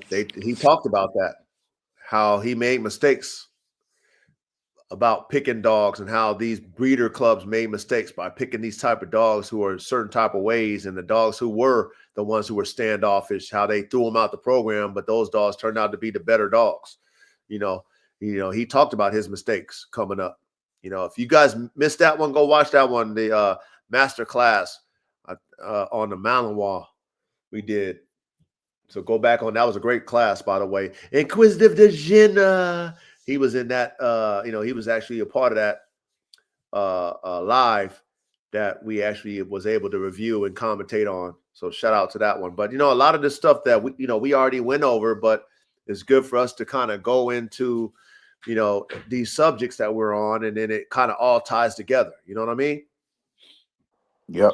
Right. Because he's dealing with the shepherds, but it still fell in the same realm Oh, of it's the all weak dogs. section work. Oh, he do all dogs. I thought he No. was only doing He does the shepherds. Malinois, but what I'm saying is that's every dog. Oh yeah, facts. Elite performance dogs. Well, not even that. That's every dog. Depending on what you're trying to assess, a lot of times, like you said, you'll watch a dog who is shy, and you'll automatically assume that that dog is weak. Whereas that dog is just, watching, observing before he or she makes a move. She or he is just a thinking dog. She or he is just more precautious than the other ones, which is not a bad thing. It's actually a good thing, because that dog has mental awareness. It's not just a crash dummy dog. Right. But like I said, us as engineers, we need to accept them all. And then even when you get a dog that's kind of timid, you need to put that timid dog through tests to make sure, maybe you're just not confident because you just don't know no better. Sometimes those dogs can't come out of that timidness. When you know that, when you test that dog, like, you need to have when you have a timid dog, you need to have a timid dog test. A timid dog test to see if you can bring it out of it. Because think about things that you used to be scared of. I think about things that I used to be scared of. I remember before I knew how to do a backflip, I was scared that I was going to fucking backflip and break my neck. I remember before I knew how to do wheelies on motorcycles, I was scared that I was going to fucking mishandle my bike and crash. But over time, I practiced and I got comfortable with the thrill of it. I got comfortable with the fucking risk of it, and I took it step by step. And then I was doing backflips and no hand backflips, and I'm doing wheelies on freeways, and I'm doing all kind of shit, where before I was timid. So somebody else would tell me, hey man, coach, you would never be able to do a wheelie. Coach, you would never be able to do a wheelie. And in the beginning, if I would have believed him, I'd have been like, you know what, you're right, because I am scared of that. I'm scared I'm going to crash and kill myself. I done seen people fall and crash on motorcycles. But you know what I said? You know what? I'm just going to take it nice and slow like Usher. And so what me and my partners did, we went out and we practiced. And practiced. I done burnt through slow mini clutches. But eventually, I'm over there killing the freeway, and I'm over there wheeling and doing all kind of shit. That motherfucker's like, yo, dog, what are you doing? Yeah. Same thing with your dogs. Let's go to number 6. Okay. It protects your program long term. Okay, that's number 6. It protects your program long term. You've talked about watered down bloodlines in your content. Yes, that's correct. We have. Here's how that happens. Breeder produces one exceptional dog, sells the rest, breeds off of the one standout, assumes the cross was elite. Over generation, intensity drops, consistency drops, traits fragment. Because the breeder never understood the full genetic package, okay, keeping the litter allows you to stack correctly, cull correctly, select with data, avoid dilution. That's how elite programs stay elite. You guys get number 6. She goes, it protects your program long terms. Okay. When you talk, she said, you've talked a lot about watered down bloodlines in your content. You guys get number 6? Yes. Okay. Let's go to number 7. You build a genetic library. Ooh, this is what I built. Okay. If you're serious about building something like a Formula One canines long term, this is engineering. Of course, it's engineering. This is what we teach over here, ladies and gentlemen. We teach engineering dogs, creating dogs, making dogs better, fixing dogs. That's what we do over here. This is different. This is different over here. You got to have a different mindset over here. You got to think outside the box to create the circle. Okay, so listen up. You keep the best performers, the best structurally built, the best mentally stable, males and females. You track development curves, hormonal maturity, injury rates, reproduction traits, longevity. That's not backyard breeding. That's program building. You guys get number 7? You building a genetic library. You guys get number 7? Anything you guys want to elaborate on? for number 7? Yes, sir. But I do got a question though. Is it okay to do a breeding for females or males? But to say once you do the breeding, if you do see a male that outperforms the female that you're looking for, of course you keep the male, but is it also okay to keep that female to see if you can still breed her or potentially match her up with a dog that can outperform the next generation? I'm not sure what you mean by that. Unless you guys know, let's K-Man. I'm not sure what you mean, Verde. Let's K-Man knows, Ready knows. You might have to repeat that question for me again. So for this one, it says you I keep males. Go ahead, Kate. Go ahead. K-Man. Yeah, I kind of know, and yeah, a lot of people don't even test their females. They just use sisters of proven winners.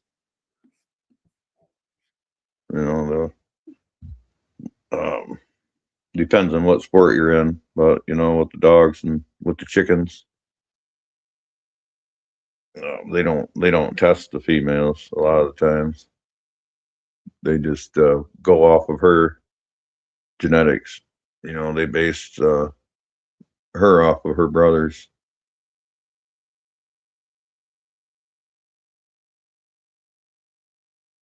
And so that's what I'm saying. Like, if the brothers do outperform, do they just throw the females away, even if they were breeding for females or males? I guess that would be on each individual person's philosophy, but I wouldn't. I mean, if the purpose of the female is to produce pups, you know, and if That her is brother, potent, that's going to outperform the next generation. But that's what I'm saying. Like, how do you make that decision in that litter when the males is clearly outperforming the females, or vice versa?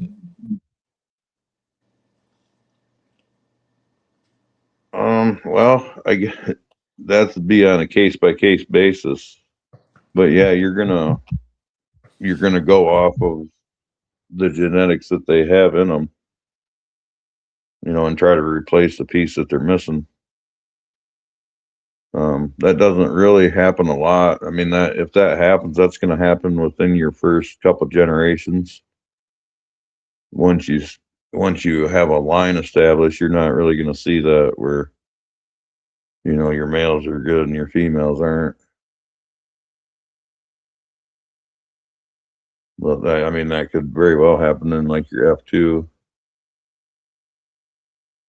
very likely. But then, yeah, I guess you'd have to breed off pedigree and possibly breed 2 of the females because obviously they're missing half of the genetics you want. So that pretty much goes back to like what you were saying last week in the chat, how it could decline.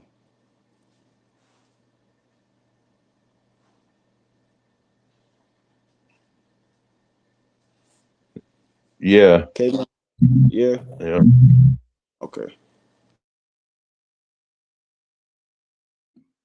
Okay. Hopefully K-Man answered your question, Verde. No, he did for sure. Because it's kind of, it's a little controversy to it, but I know at the same time when we're breeding for high performance, we're talking about selecting the whole litter so we can make sure we're continuing the line in the best way. But I was just wondering, like, if you were to breed, and you were looking for a male or female in that litter, but you see that your males is outproducing the females that you was looking at, or vice versa, how would you go on with that selection? Like, would you try to, not to say like a secretariat way, but would you try to find a different, male? But I don't know. This is what you would do, Verde. To keep it simple, you would just be patient and you would keep breeding until you get what you want. But you would keep those until you. That's why we talk about keeping the whole litter. Then you would keep those until you get what the outcome that you want. Until you get the female that you want as a top tier performer, or the male, whatever you're breeding for. You would keep cooking it until you get it. Right. Okay. Got a full deck of cards Facts. to And play like with. facts, ready. Like you say, you get a whole new deck of cards at that. Yep. Just keep throwing different males in the litter at her until you hit. Or depending on how diverse those genetics are, you just match, you breed brother and sister together, and you match those together so that you don't, you know what I'm saying? You don't go and add some, you don't do a whole That's different explosion to your shit. that's what I thought he meant. Like within that within the litter, like just pick different males in that litter and Okay. let them hit her until she hopefully hit one. Well, no, I Well, was just speaking. I was actually speaking. To be honest, ready. I was speaking in general. Like, you know, even if you had to add in a dog, you feel me? Like from what I learned and been learning in the classes, that's where I was like. So what, like Oh, you may go 401k just outside. said, 416 just said in the chat. He said you choose your best females. But the question is, even the best female in the litter, if you got 4 males in that litter that's outperforming the best female, you see what I'm saying? It's like, okay, so how do then you just watch this.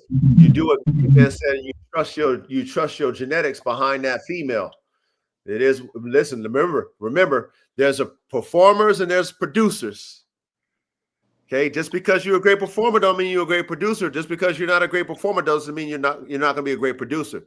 So this is why you test every aspect of that dog, whether it be in performance, whether it be in production. So just production? because she's Right. not a great a great performer, Verde, doesn't mean that she's not going to be able to produce you better than what she is in Fact. performance. She might be great in the bed. Hey. Right, right. That's why it's so important that we test all theories. We don't assume shit. We do not assume nothing as engineers. We test everything.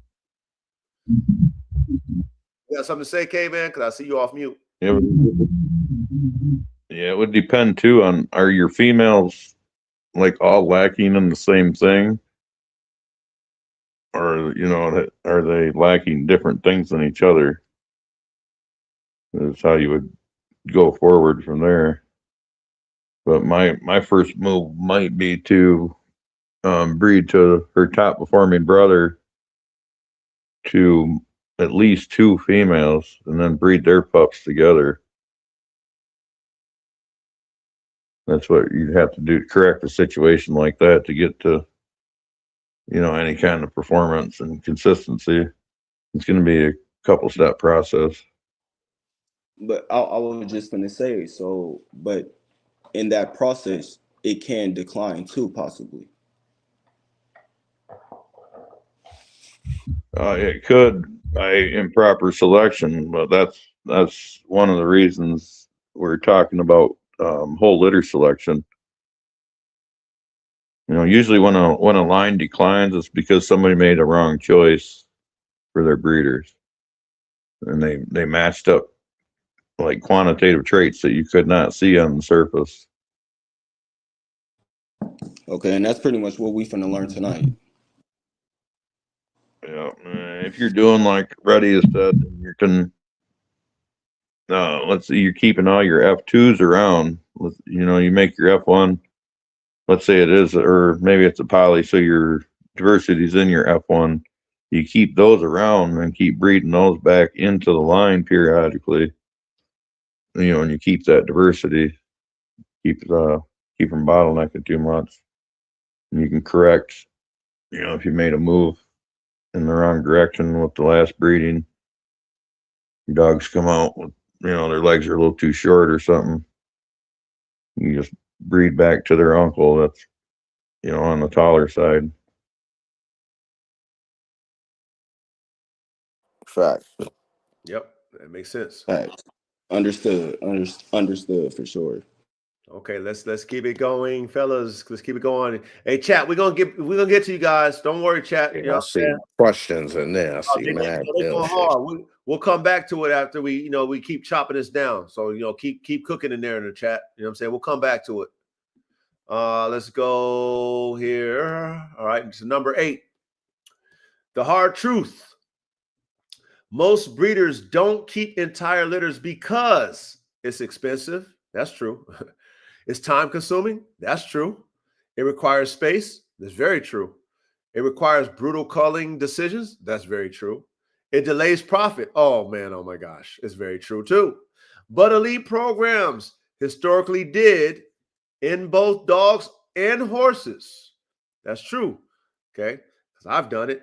And I'm sure when you got a multi-million-dollar program, you're going to do it too with your horses just to make sure you test everything so you get your investment back, right? Now, you think elite thoroughbred farms sell the whole crop without evaluation? Well, we know that's no. They evaluate hard before decisions. Okay, that's the same thing with us. Okay, that's why this is the hard truth. There's a lot of things we got to think about: how much it costs, how much time, how much space. You know, you're not going to make no money. You know, you got to have to make some hard culling decisions. You got to test everything. This is why most people don't do this. This is why people have sparse data when it comes to their fucking program, because they didn't test everything. They assumed that an 8-week-old puppy is going to be the best one for their program, which not a damn puppy is going to tell you anything about the future of your program. Do you guys agree with that? Yes. This is the hard truth, y'all. You know, as engineers, we got to accept this. If you're really trying to advance your program, you have to accept that we can't throw no data out. You are not God when it comes to genetics. You're only assisting God when you're taking God's creation and you're mixing them together based off of your assessment of your notes, your assessment of the dogs, your assessment of their parents, your assessment of the previous offspring, your assessment of the genetic flaws, your assessment of the genetic pluses. All this stuff that we know is in our data is just an assessment. It's what we call an educated guess when we breed. And then because of meiosis, we get that genetic shuffle each and every damn time. And we understand it and we respect it. But at the same time, you know, there's methods to this madness that we call high performance working dog breeding. And if you try everything, you apply everything in practice, you will eventually bump your head into some pretty favorable results. Period. Okay? Period. It will work out if you test it all. But if you over there just guessing and shit, oh, this is the one.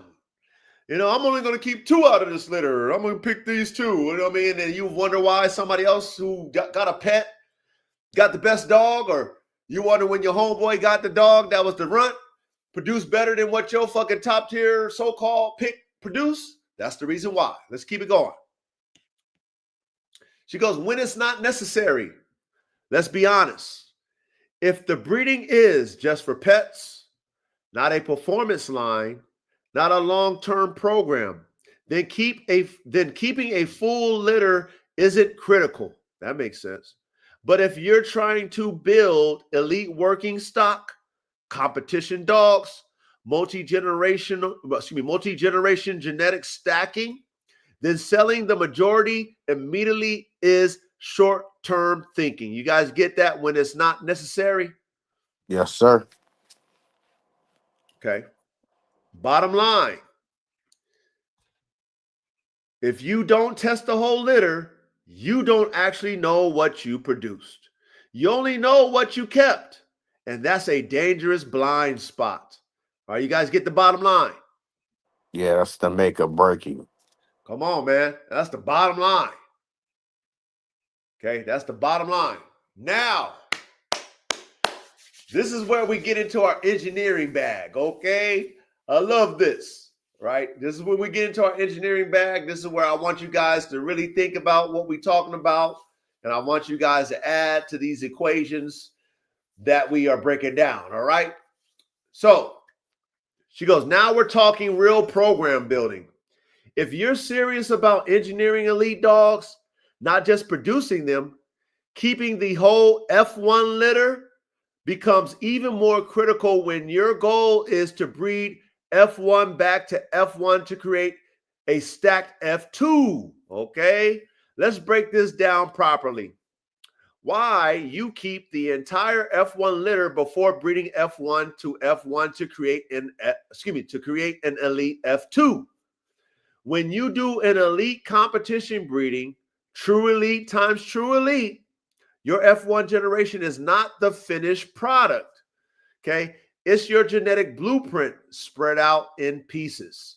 Okay, if you sell half the blueprint, you limit what you can build next. You guys get that? Yep. Yes, sir.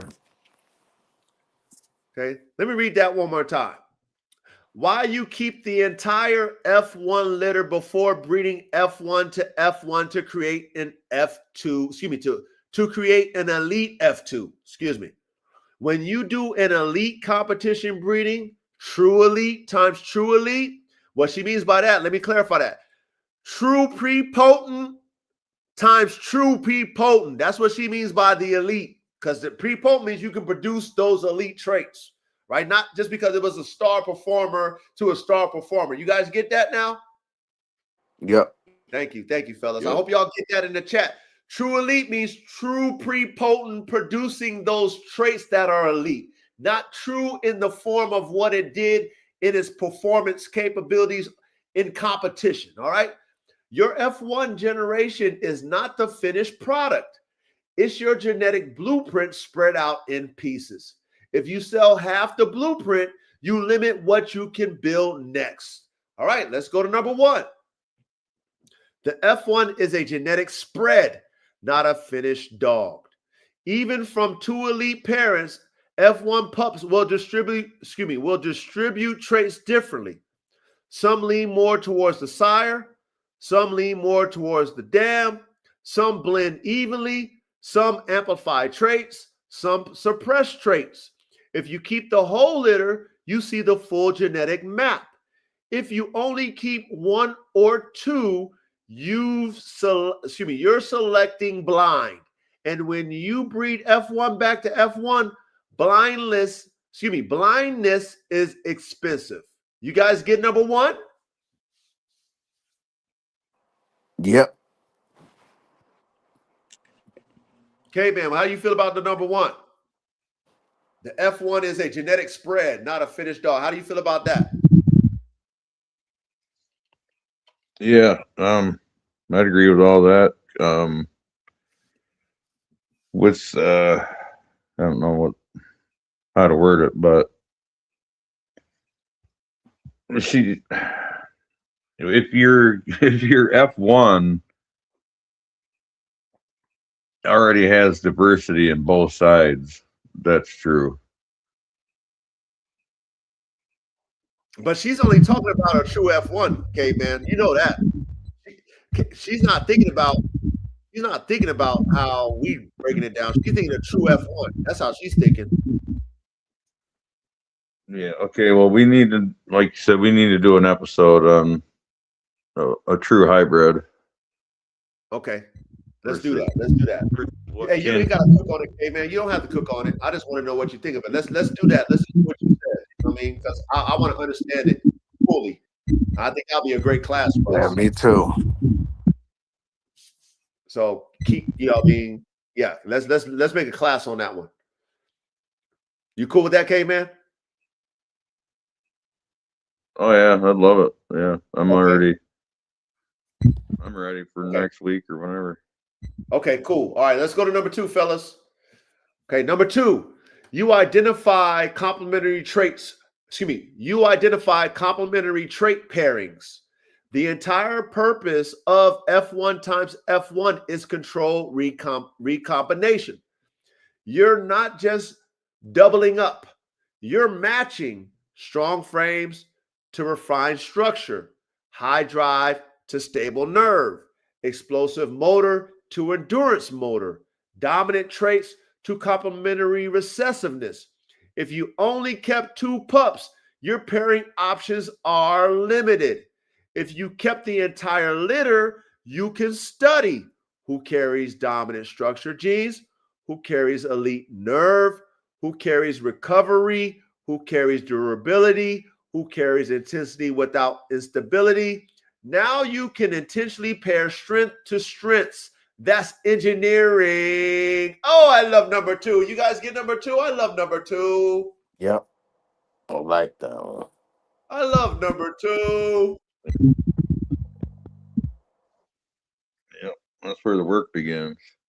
Exactly. That's where the fun begins. Engineers, Fun. artists. That's where the fun begins. And of course, it takes a lot of work. Of course, it's going to take some space. Of course, it's going to take some time. Of course, it's going Lots to take of some time. patience. But And lots of money. oh, and I mean, definitely go have some. You got to have some money involved now. Come on now. Come on, you got to have some money involved now. But this is why you do it. This is why you would spend your money on, that top tier male that you bought and that you tested and that okay, this is going to give me these traits, and that top tier female, or let's say in reverse, you buy that top tier female and then you research your top tier studs, and let's say that guy wants $5,000 for the stud fee, but you're gonna get those traits. This is where it's like, oh yes, I got my fucking top tier bitch. I got that top tier stud. They're prepotent.com. I'm gonna get that Harlem Shuffle, that meiosis, that shuffleup.com, shuffle up and deal, and I'm keeping all the puppies, and I'm gonna watch and I'm gonna observe, and then I'm gonna pair them accordingly. I'm not pairing the same. Whatever one lacks, I'm pairing that one that has what that other one lacks. And because they come from that same genetic pool and they have enough genetic diversity, when I breed them together, I'm not gonna achieve genetic bottlenecking. I'm just gonna compound what these puppies are. Oh, I love that. Number 2 is so dope. Pay attention in class, you guys. That's engineering is number 2, fellas and ladies. That's how you engineer a goddamn dog. High performance dog, not a show dog. A high performance dog. Okay, let's go to number 3. You prevent genetic drift in the F2. When people rush F1 to F1 using limited stock, they often amplify imbalance. For example, too high drive but weak nerve dogs equals unstable F2. Okay. Too strong structure but low motor dogs, diluted performance F2. Too explosive but strong-winded dogs, burnout F2s. Why you keep the entire F1? You can balance frame with motor, motor with brain, brain with durability. That balance is what produces a truly elite F2, not chaos. You guys get number 3? Yo, that joint was broken down so wonderfully. Yes, it was. You guys are paying attention. You engineers, you guys paying attention in class? You engineers? You guys want to do this at a high level? We got to think like this. This is how you think.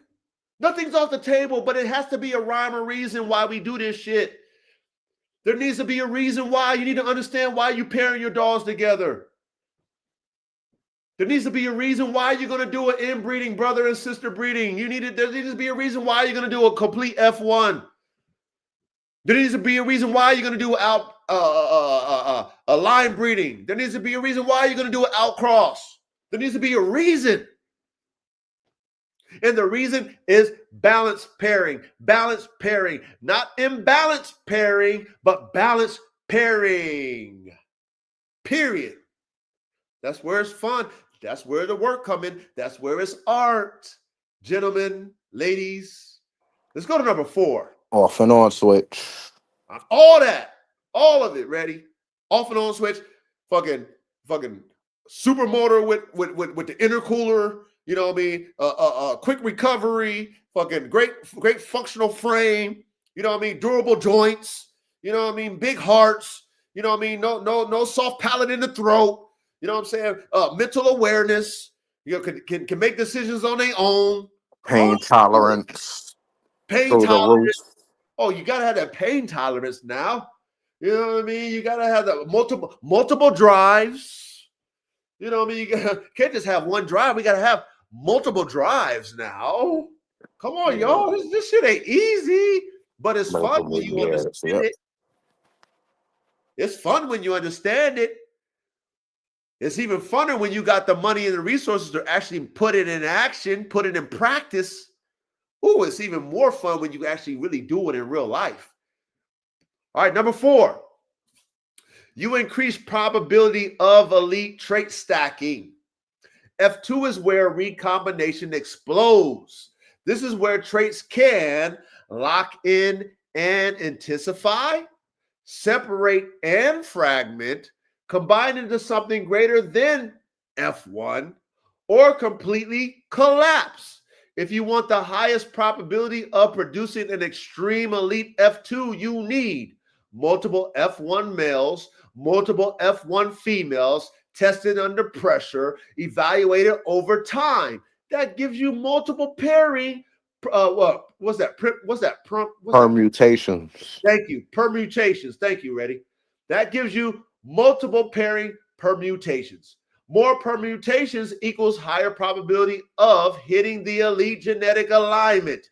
If you only kept one male and one female, you get one roll of the dice. That's not how series programs operate. Ooh, she hit us again with number 4. You guys love number 4. You guys get number 4. Anything you want to elaborate? Yeah, you definitely need the whole litter, man. I don't want one. I Roll. don't want to keep doing the same shit over and over. That's like that Yeah, I'm ain't gonna even. say That's not a program. That's just like that's a backyard breeder mentality. things happen. I want to get genetic diversity. I want the variations. I want to see different shit every time. I don't want the same shit. Hey, I That want was multiple. Hey, ready. I want a chat. I want multiple rolls of the dice. I don't want to be at the casino only rolling the dice one time. yeah. Who is Wanna? that fun I as an need engineer I when you need only roll the freaks, dice one man. time? Yeah, I'm just trying to get that freak, man. Can't get it with one pup, one dog, two dogs. That ain't shit.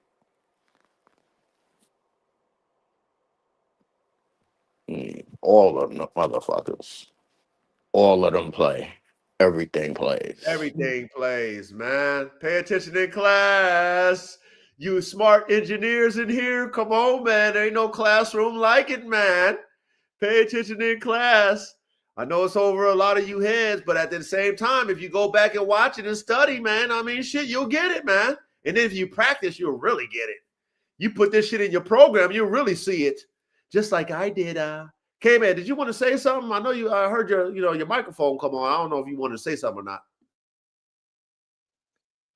Yeah, I don't know if I have a bad signal or what, but I was talking. No, I said with the F2, all those options that she said could happen, they actually all do happen, and you have to select the right ones from there because you get all of those extremes in the F2 Yep. if you're using specimens anyway. You get the recessive stacked up, you get the dominant stacked up, you get those mixed 2 different ways. You know. Yep. Pay attention in class, fellas. Ooh, I love our classroom. I love our classroom. Forces you all to think about what you do before you do it, and then fucking do it. Do it. We're not throwing nothing. If I got top tier genetics, I ain't throwing shit away. And being that we learned about genetic bottlenecking, I'm never gonna bottleneck my genetics. Imagine if you man, real shit. I got so many top tier dogs in my genetic laboratory. I'm never bottlenecking them dogs. Why would I pay for a top tier dog to eventually bottleneck it and wash it out? For me, that's stupid as hell. For me. I want that old dog to work just as good as it did when he was fucking living or she was fucking living. Okay. But as an artist and an engineer, I need to make sure I play that fucking genetic part to where it doesn't get bottlenecked and watered down. I can't keep line breeding and shit and think I'm not going to bottleneck and water down my blood. I got to keep whole litters because every dog is a whole different genetic expression of their parents. I need to assess every goddamn dog so I know which goddamn dog I'm going to put together with another dog to complement that dog's lacking. Whatever that dog's lacking, I need to breed that dog with the dog that has what it doesn't have. And it can produce it though, but it can produce it though without bottlenecking what I already have in the genetic pool. Woo, that's hard. That's hard. That's hard to do, fellas, ladies. But we're giving you something to think about in this class. See, that's the true artist. That's a true engineer when you can do that and keep advancing. Every time you do a breeding, if your dogs ain't getting better, if you ain't seeing what you already had in it but better, then you fucking up. Like, you shouldn't lose what you have. It should get better. You should just be adding to it and still see what you had in the past. Add to it and still see what you had. Not what the dog fucking looks like now. Not what the fucking dog looks like, but performance. Performance. Frames, brains, motors, gentlemen and ladies. Performance. Think about those jets. Lockheed Martin. None of them motherfucking new jets look the same. They all look different, but they all advance in performance. All the old shit that they had, they just add more shit to the old shit. But the planes don't look the fucking same. Am I correct or am I false, gentlemen? Nah, you telling the I'm truth. sure they know this. No, it's a fact, yeah, for sure. 1,000%. So if you guys and gals who are engineers is breeding your dogs for fucking looks and not performance, then you know what? Louis Doberman would not approve of you as a motherfucking competition or working dog type breeder because he wasn't breeding for looks. That's for damn sure. Like you say, or like you say, that popular sire effect, it's not just chasing papers, but in the performance world, it would be chasing a popular working elite dog, and that could be male production. It could be a male, as in the popular sire effect, or it can even be female productions. People see a female that works so hard, everybody want her productions, but her productions ain't shit. So it's like, you got to breed for what you know and breed for what you breeding for real, not for what everybody else is breeding for. Same with the market, shit goes in play. You can't breed for the market, can't breed for social media. Like, the moment you do that is the moment your program will decline. That goes back to rule number 4 on the last page. You feel me? On the last segment, on this segment. Mm-hmm. 4, if y'all go back in the live and listen to 4, it explains a lot. Don't do them steps, for real. Don't do that shit. Yeah. Well, again, I keep it simple for you guys. I don't care how great your last breeding was as far as the productions. You should never say to yourself as an engineer, we're not breeders, as an engineer, that I want these dogs to be the same as they mommy and daddy. I don't care how great they were. I don't care how great they were. I don't care if they were, like I said, I don't care if you got a secretariat. If you are not in the lab because you produced that secretariat, if you're not in the lab trying to make a better one, then what the fuck are you doing? I just need to say, I need secretariat to clone himself. Why do you think they don't allow cloning in thoroughbred racehorses? They don't allow it. That's a fact. And I said breed for what you breed for, but no, breed for better, breed for greater, breed for better achievements, healthier. Like you said, more intensity in the drive, different levels of drive. Don't just breed, because the dad bites hard, I want a dog in the litter that's going to bite hard like the dad. No, it should be, I want a dog in a litter that's going to have more mouth and a better bite and a better drive, but similar to the dad. You feel what I'm saying? Yeah, well, they're always going to be similar to the parents. That's why you want prepotency. Facts. Okay. But the art is pairing what you lack into what you need. You know what I mean? Like you whatever you lack, you put that into your line so that you can complement the dog that you're adding, right? The dogs need to complement each other. However, they need to add to each other. So that's how you're able to keep what you already have by the complementary of the two pairing, but they need to be adding something to each other that they lack. Period. And that should be every fucking breeding. If you're breeding high performance dogs, that should be your whole objective, is enhancing performance. And whatever God blesses you with as far as the phenotype, the way the dog looks. See, because I want to get into the military as far as selling my dogs to the Department of War. One thing I've learned by studying is they want dogs all types of sizes. They got all type of breeds. You know what I'm saying? They just don't want one type of dog. The dogs is hopping out of helicopters and shit with the motherfucking Navy SEALs with the dog strapped. Those are smaller motherfucking Malinois. Then the ones that's probably on patrol, those are probably bigger Malinois. You know, they don't want them all to be the same cookie cutter type dogs. Their hope is, can the dog do the job? Yes or no? Can the dog fit this particular installment of whatever mission that we got with the size and whatever it does? Yes or no? They don't want all the same cookie cutter shit. As high performance working dog breeders, be grateful with whatever God blesses you with. If you get the small dog and you're like, oh, I don't want him to be small, but that dog becomes a superior performer and you give it to somebody else, how stupid are you? How dumb is you? Well, I just didn't like the way it looked. How stupid is you? That dog was more elite than your fucking dog that you loved the way it looked. And you sold it because you didn't like how small it was or the size of it. Give me a fucking break.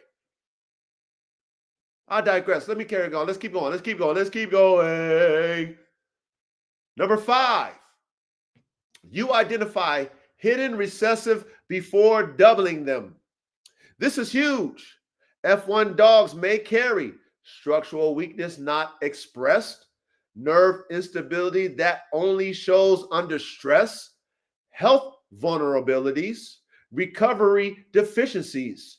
You can keep and test the whole litter. You see patterns. Okay, excuse me. When you keep and test the whole litter, I apologize, you see patterns. Okay, if 3 pups show a certain flaw, that trait is in the genetic pool. Now you avoid pairing carriers. If you sold those pups and never saw the flaw, you might accidentally double it in the F2. That's how programs crash. You guys get number 5? You identify hidden recessives before doubling them. You guys get number 5? Yeah. Yep. Anything you want to add before we move on?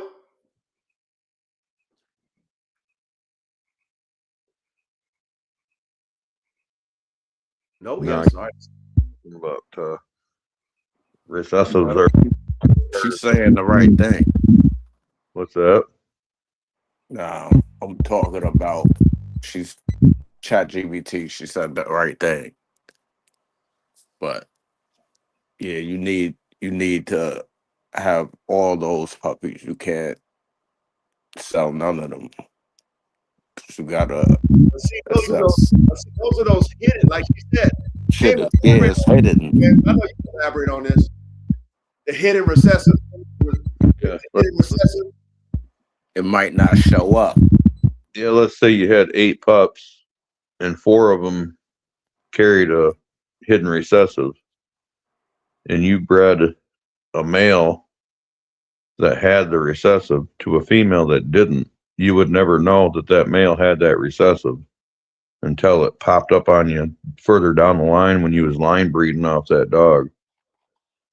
But if you bred him, if you was to run it back though, like if you back cross, like once you get that, once you run the daughter back to the dad and the son back to the mom, would pop up with that recessive trait in their pups.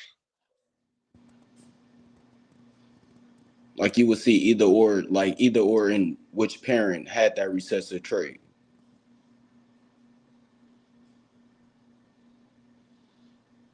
Okay, man, I think you're going in and out.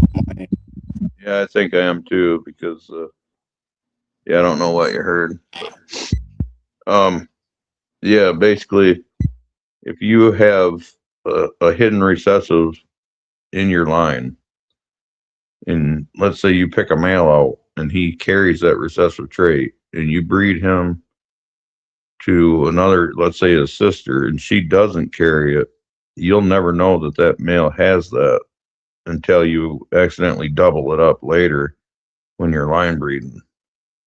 Where if you bred him with all of his sister that carried that recessive trait, now those two would have half of their puppies showing that recessive trait.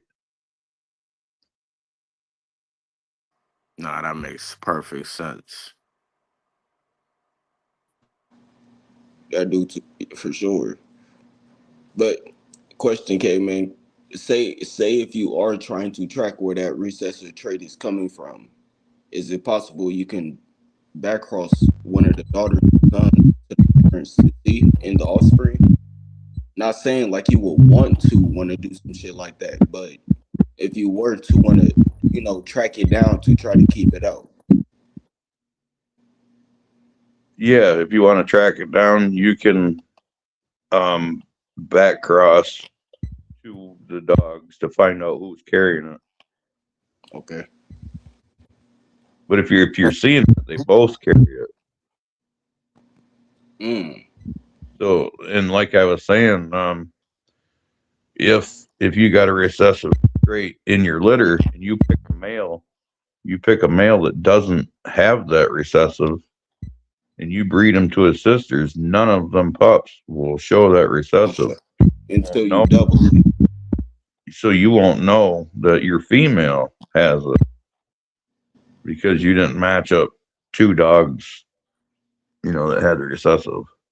So process of elimination, you can find out who's got what. I was going to say, if you do keep that's crazy that she said that, because if you keep the whole litter, you can you can do a back cross and still breed brother to sisters to track and to move forward in the right way. Just in case if you don't want to double up on that recessive gene. But it's like the with the meiosis we learned, it's like you're still taking that chance.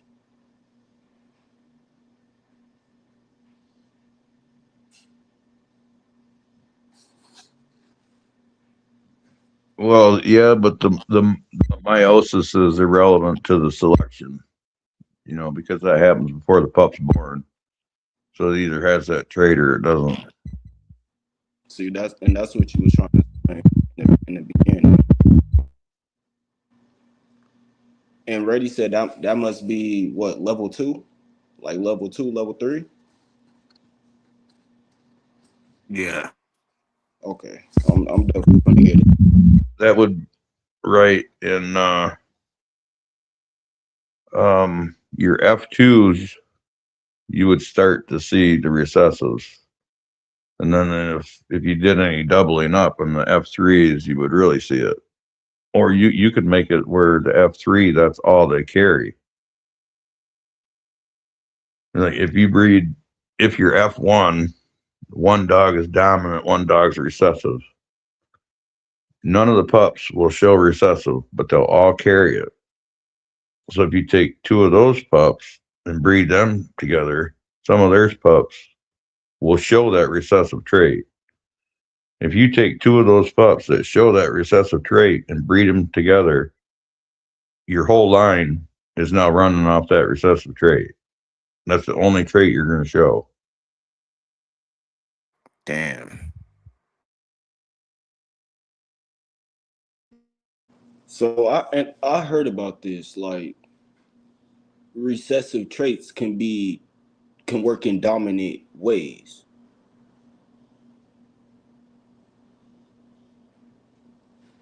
Well, yeah, basically what I just explained is you're taking a recessive and doubling it up and then doubling it up again to where it now is the dominant trait.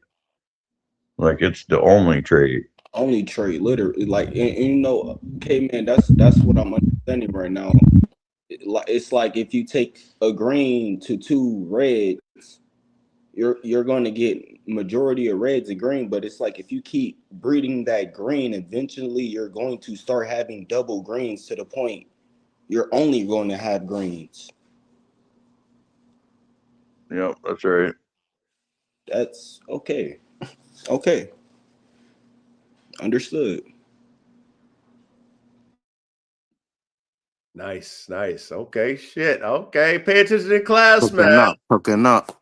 Yeah. The supercomputer, man. Thank you guys, chat. We listen, chat. We see y'all in there. You know what I'm saying? We know we try to get through the class, so y'all keep cooking. It is what it. We gonna come back to y'all. But hey, salute. This is the super dog man computer. Just how we designed it. So we appreciate everybody participating and all the good stuff that we provide, man. We appreciate everybody's knowledge in on this subject. Okay, let's carry on. So then we got number 6. You control variance instead of becoming a victim of it. Oh, okay. I like this. Let's use the racehorse analogy. In elite thoroughbred programs like those that study the legacy of Secretariat, they evaluate entire crops before breeding decisions are made. They study conformation, movement, cardiovascular development, mental response. They don't randomly breed siblings. They analyze the distribution. That's the difference between elite and amateur. You guys get that number 6 with thoroughbreds? Yes, sir. Okay. Now, Yep. number 7. F2 is where you lock the type. F1 often shows hybrid vigor. We know that. We love hybrid vigor. F2 shows whether the type is real.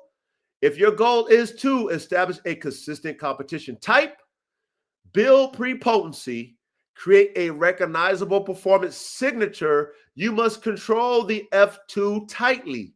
Keeping the entire F1 litter gives you selection depth, genetic diversity with the cross, balanced recombination options, higher stacking probability. Without that, your F2 is just hopeful inbreeding. You guys get that for number 7? I love that number 7.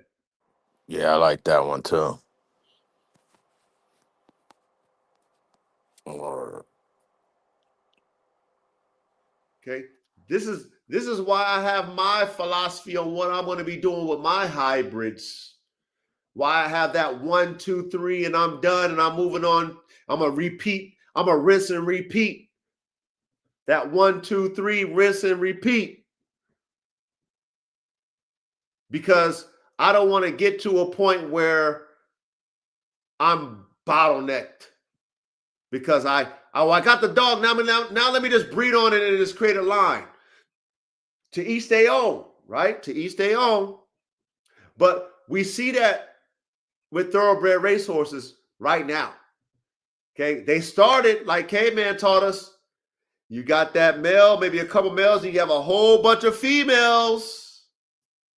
Then you breed those couple males. Like with the thoroughbreds, they got 3 different type of males, 3 different males, 3 different breeds of horses, and a whole bunch. They said 30 brood mares, 30 of them.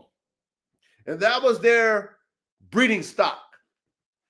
And they bred those all kind of combinations until they got to the point where now they're genetically bottlenecked. Now they got to do something about their stub books, which I know they've already done it. But this is the reality. Okay. So let's go to number 8. The hard truth. Most breeders don't keep full F1 litters because it's expensive, of course. It requires space, of course. It delays sales, of course. It forces ruthless selection, of course. But if the goal is elite program building, long-term genetic stacking, performance dominance, then selling F1 early limits your ceiling. The real bottom line, you need data from the entire F1, multiple tested F1 males, multiple tested F1 females, complementary trait mapping, ruthless culling discipline. Otherwise, you're just breeding sibling and hoping. And hope is not breeding strategy. You guys get that bottom line? yeah, it's like you're just breeding without a vision, with no vision. Yeah, you can't will your way. Right. That's exactly. You can't will your way, fellas. You can't. I mean, that's why we talked about last week that educated guess. You know, what we're trying to teach you guys is the educated guess. Being that we're always going to deal with the shuffling of genetics anytime we breed, it's good to always have educated guesses. Okay? The ones who practice their educated guesses, like in thoroughbred racing, thoroughbred racehorse breeding, they practice it. You know, they practice these theories. The more they practice, the more data they get. But every time, it's always a roll of the dice, gentlemen. But if we can put these theories into practice and have these formulas, and based off of our, shuffling, and based off of our genetics that we're pairing, we have multiple chances to get it right. And the beautiful thing about dogs versus horses, like we said, they only have they might get twins. Most of the time, they only get one horse every breeding. We get, God might bless us with a 6-pack, a 10-pack, a 12-pack, a 20-pack. So imagine how much faster we can get to our end result than they can. A lot faster. But if you don't have this in your mindset, when you're doing your breedings, whatever it might be, whether it be your line breedings, your inbreedings, your out crosses, whatever it might be, your F1s, okay, if you're not automatically saying, okay, I got this and that, this is something new, I need to add something to my line, I don't know what I'm going to get, but I do have a good assessment of the parents, they're elite in what their traits they can bring to the table, I know based off of what this dog has produced, I should get a probability of, this percent, and I should get a probability of that percent from this, this mate. If I combine them, that synergy, that balance should get me something. Only if I test and keep, I will assess and know. Okay, this is very important. That's why I wanted to have this class tonight, because a lot of people don't really understand this part of the game. A lot of people hear people talk about culling dogs. They cull puppies and shit. Even in the game dog world, you hear about the old timers breeding culled dogs and shit like that and producing top tier fucking performance dogs. Same thing with thoroughbred racehorses. Same shit. Same shit. So you need to trust your genetics. Okay? You need to trust your genetics. If you don't trust your genetics, you don't know what you're going to get. If you trust your genetics, you have a probability that you could possibly get what's behind that DNA. You follow me? Yep. Please, gentlemen, pay attention in class. Yes, sir. Now, let's go ahead and in the chat. I know y'all was I'm not cooking in gonna the lie, chat. folks. Somebody just said some trolling ass shit in the chat, but I I don't give a was gonna say all Coach be doing is fuck about pulling out that guy. similarities, for sure.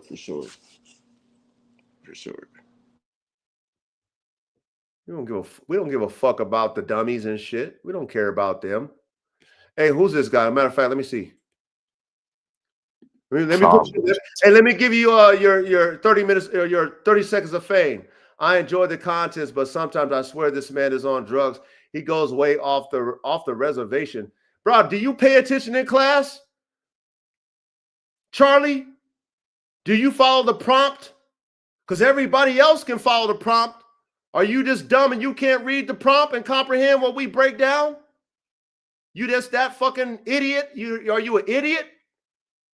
You can't read, huh? Because everybody else gets it, but you don't get it? Bro, all I got is a vodka lemonade. The fuck you talking about, Charlie? You motherfucking idiot. You better square up when you get in this class. Cause you talking stupid as fuck. Look at the chat. Everybody in this chat got something to say that's positive about the content, but you weren't about going off the reservation. What the fuck you talking about, Charlie? You must be new to this class. You just showed how stupid you are. If you can't handle this type of content, get the fuck out of here. Learn how to read. Why don't you read the shit? Talking about going off the reservation. Everybody else understood the content. The fuck out of here. Dummy. Let's go. Let's go back in the chat. I don't like stupid motherfuckers that say stupid ass shit. You think that's cool? Not in this class. Dumbass. Fucking idiot. Here we go. Let's see. I got to make sure I get everybody who was cooking over here. Because I know y'all was cooking in this motherfucker.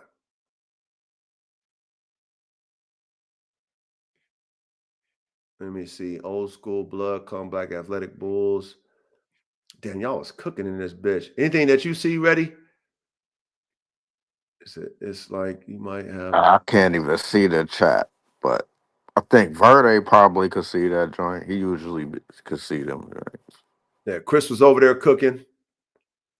Everybody was cooking. 419, 416 was cooking in here. Yeah, I was like, I'm gonna keep it 100. The chat was cooking this whole time. I know. That's all I'm gonna keep it 100. Damn near every segment, they had something to say about it.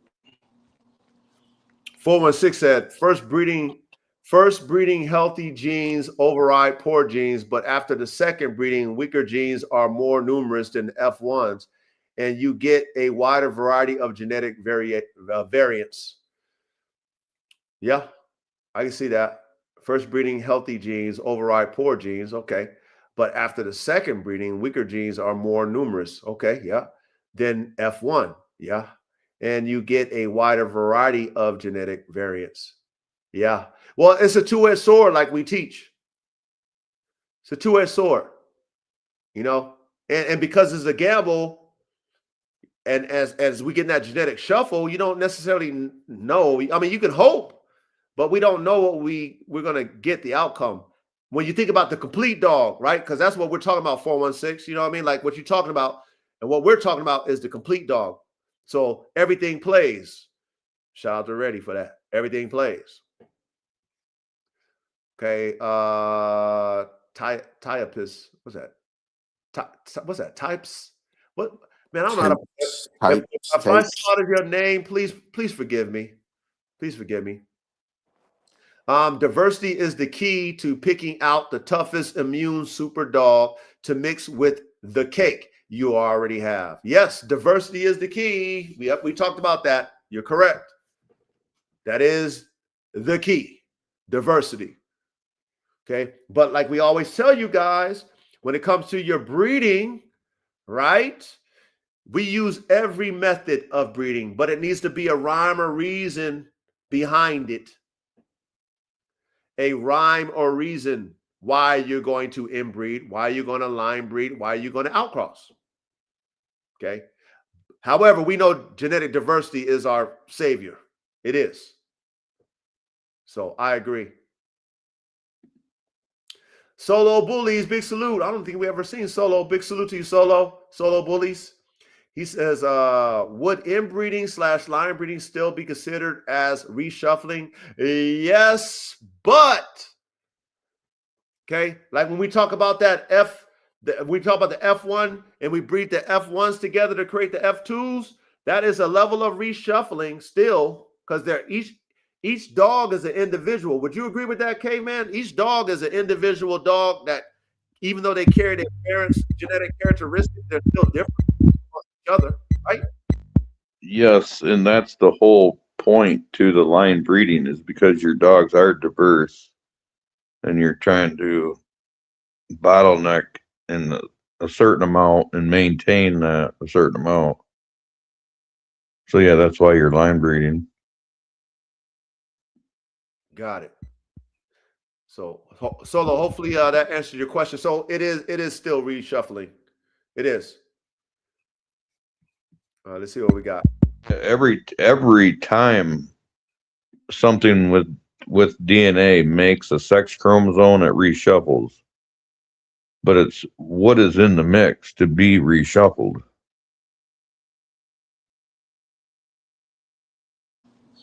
I get it. That is true. Like with the bullies, you're only going to be throwing, like you said, two possibilities compared to if you take in two unrelated species. The possibilities is higher. Your desires is higher too. Yep. Like kind of goes back to say like you're almost bottlenecking the situation, and not to talk down on like line breeding or pure braids or nothing like that, but when you're breeding for characteristics and you want that heavy, you know I don't even know what to call them no more, but you just want that They're bully just type of kind look. of tightening it more. They tightening it, and Yeah, but they you got to want the understand same shit. but that goes back to what K-Man was just saying, like how when you're doing that, you're also doubling up on recessive traits to the point now you got nothing but recessives that looks good, but can it move That's and what they perform? want.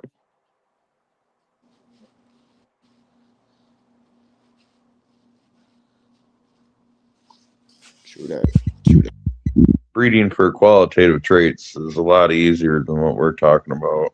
It's a lot easier to lock in a phenotype and Right. the performance and then elite performance. Right.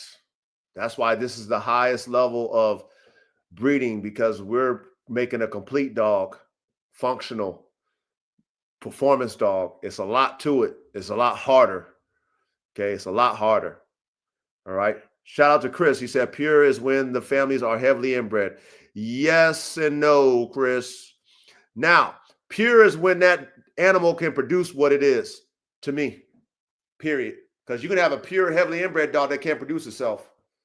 So it's always contrary, because not every purebred is a producer and not every scatterbred is not a producer. We already learned that. So like I said, you got to play with it. In theory, that makes sense. In theory, it makes sense. I see what he's saying, and even though it might not be dominant or prepotent, it might still be pure. Like it might be purely recessive, but it's Yes. not pre. Right, but that's what I'm saying. So pure in the fact that does it purely produce whatever it is? Well, I don't care what it is. Recessive, high performance, purple color, fucking big ass hands, pure in what it produces. But what I'm saying, and maybe what he's saying is, if you have a red nosed dog that's pure red nose, it's still not prepotent because that red nose is recessive. So if you breed that to a black dog, you're gonna have no red pups. I've seen that a lot. Well, that's not true though, because you know why? Because I bred AK to a black bitch, and I got a fucking dog named Peaches, a fucking she's damn near like a red nose. But that's not true. Yeah. So, but that's Okay, because AK is prepotent. yeah, I left that part out. The black dog had red nose in it then. No, the black dog, she didn't have no red nose. You know who had the red nose? AK had the red nose. AK prepotent as a motherfucker. No, it's just like I said, just like we learned with meiosis. This is what I'm telling you guys. It's always a reshuffling. You don't know if it's in the line, it's in there. If it's in there, it's in there. If God wanted to come out, it's coming out. You cannot predict it. Period. 50-50. It's a roll of the dice. She told us It's a roll of the dice, really, in each it's a individual roll of the puppy. dice. We can't even say, and we say it's 50-50 F1s, but even your F1s could be 20-75, 30 this. No, So what she's saying. This is what So I she's made up a roll of a dice. This is Dice what roll. she's saying. It's 50-50 when you roll the dice. It's 50-50 if you can. It's 50-50 if you don't. It's 50-50 okay. if you hit. It's 50-50 if you don't. It's 50-50 if you get the same what you got last litter. It's 50-50 if you don't. Period. She just told us that meiosis is a reshuffling every fucking breeding. Every one. Now, if you breed two prepotent dogs that are the same, you breed the same ones that you know that only can produce what they are, and that's it, your probability of getting that is pretty high. Okay? Pretty high. But guess what happens when you keep breeding that same shit over and over again? That shit starts to fucking deplete. Inbreeding depression happens. We learned that in the class. And that's I'm gonna keep it 100. I thought we were talking about that, like genetics like that. I didn't know we was talking about, because I know we could lose vigor in interbreeding, and I understand that. So We're I not know. talking about vigor, though. Okay. Yeah, we're not talking about vigor. We're just talking about a dog that is this and a dog that is that, and it produces what it is. Now, then you got a dog that is this. Like I said, I got a black dog and I got an AK, and I got fucking a yellow dog out of that motherfucker. I got a black dog out of that motherfucker, and I got a red nose out of that motherfucker.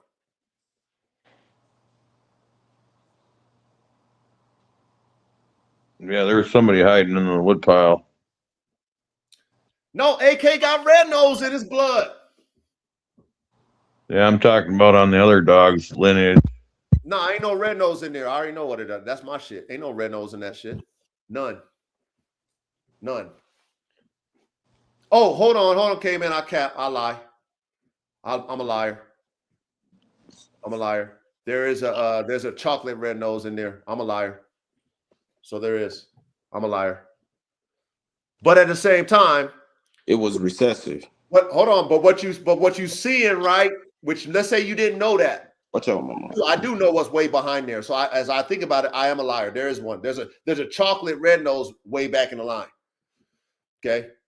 But if you didn't know, let's say you didn't know that, because most of your pedigrees don't tell you what color they are, all the shit, right? Tells you a name, date, whatever. Let's say you didn't know that, and you just take what you see, what you get, you breed them, and then you're like, what the fuck? Or let's say that litter you did the last time was only whatever, black nose, and you got black and buckskins. Then you did it again, maybe, the next time, then you got this fucking red dog and shit with a red nose. You're like, what the fuck that come from? Both of their genetic line patterns connected the It's same. the shuffling of the genes, meiosis. Yep. He found how to bring that shit out, that bitch. She Well, had it. Yeah, She that's had it already.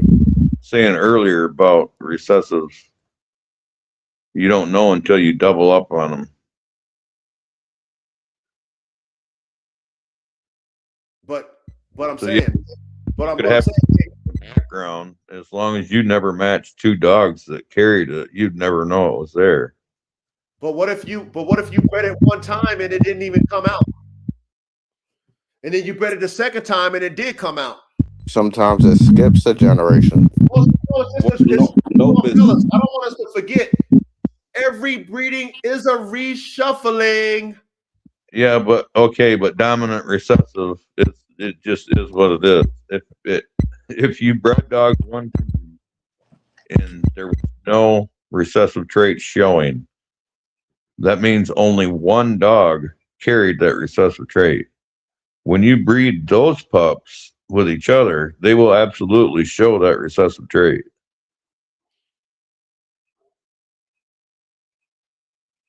So yeah. But yeah, if you breed those pups together, we're not talking about that though. Or if you breed them to another dog that carries that trait. Okay, I get that. I get that. I get that. Okay, I get that. But don't assume shit when you breed dogs. I'm just letting you know that shit. Don't assume nothing. Don't assume nothing. Don't assume shit. Just roll your dice. Just roll your dice. Now, this is where I haven't dealt with this before in my lines, like a dog that's not genetically diverse. I never had a dog that's just so bottlenecked that it is just one thing. I've never owned a dog like that. So I don't know. I've never bred a dog like that. And I don't want a dog like that personally, but I've never bred a dog like that. So I can't come at it from a dog that only has this in it and that's all you're going to get. I don't know nothing. I've never owned a dog like that. So for those of you who have them type of dogs, you can kind of guarantee because your dog is just heavily fucking bottlenecked out, then you know your experience and your practice is going to be different than mine. Like, period. And so again, this is why we talk as a supercomputer, because everybody has their own experience with their own dogs, and which is fine. Okay. But all I'm telling you guys to do in theory is practice it. All of it. All of it, so that you can get your theories crushed. Because I guarantee you it will. And like I said, all you guys got to do is study thoroughbreds, man. If you want to really learn fucking breeding at the highest level and how them motherfuckers got all the money, they done did all the testing, they done all the stats, and they still get different shit. They still get different shit. If them motherfuckers is still getting different shit and they got all the resources behind it, then what the fuck, what you think we gonna get? If their theories is getting crushed every fucking time they do a breeding, then what the fuck we gonna get? The same shit they got. That's why I tell you, guys and gals, all we doing is assisting God. We not God at the end of the day. Creation belongs to God. Now, them people in the lab that's taking DNA, splicing this shit, they over there, they're genetically modifying shit. They're different though. We're not genetically modifying nothing. We just taking two fucking dogs who have their own genetic profiles and mixing them. That's all we doing. Whatever comes out is whatever God decides to give us. Period. Period. That's why they don't allow cloning in thoroughbred racehorses, because they want that shit to be natural and fair. Because they know it's a fucking lottery. So they got to make it fair for all the competitors. If I can just clone fucking Secretariat and I own them and that shit really come out like Secretariat, I'm whooping your ass every fucking time. They don't allow that shit. They don't allow no genetic modifying in thoroughbred racehorses. They don't allow it. They don't allow artificial insemination. You got to have natural ties. And every fucking time they got top tier horses and they do a breeding and they got a top tier fucking mare out of that, top tier fucking stallion out of that bitch, and that motherfucker performs and they do it again and they get one that's lackluster. Everything they ever wrote up in their lab, they got to start from scratch again. Like, fuck, it didn't work this time. Why? It worked last time. It worked last time. Why didn't it work this time?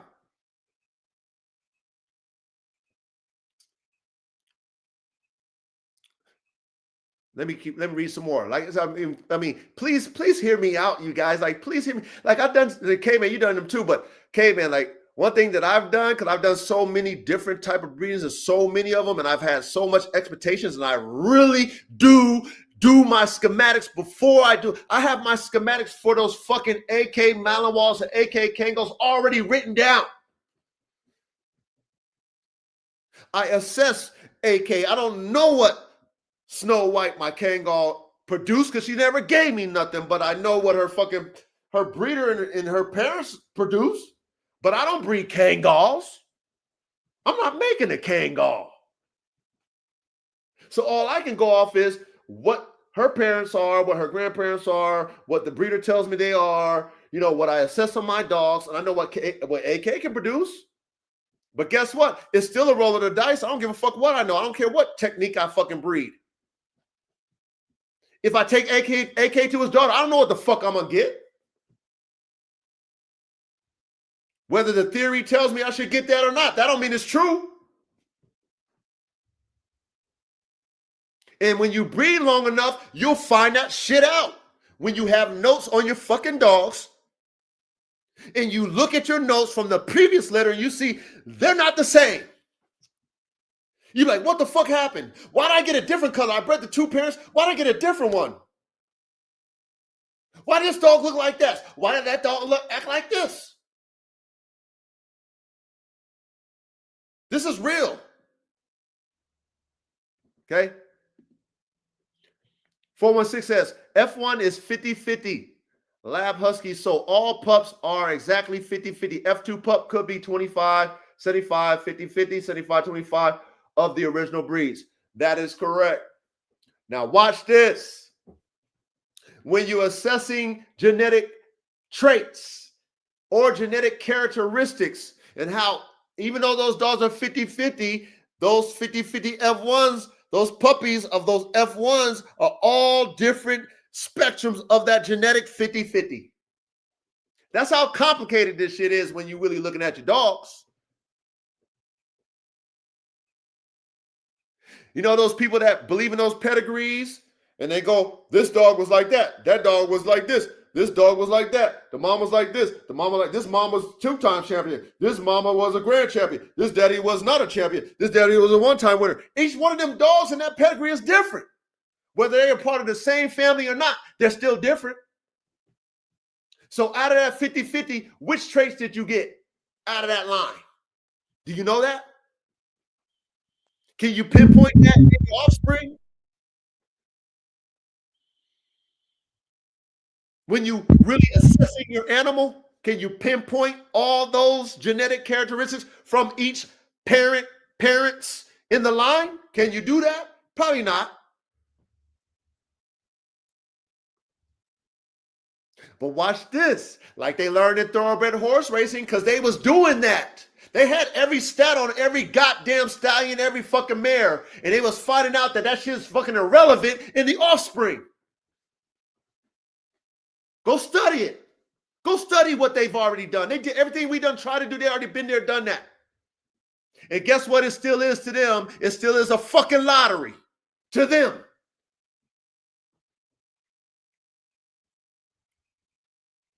This is why we have this classroom, because I want us to understand these theories, but I want to understand that practicing theories is two different things.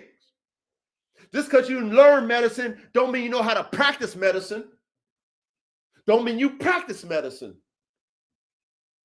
Just because I made a fucking airplane last year that was fucking this way doesn't mean that I can't make a better one next year.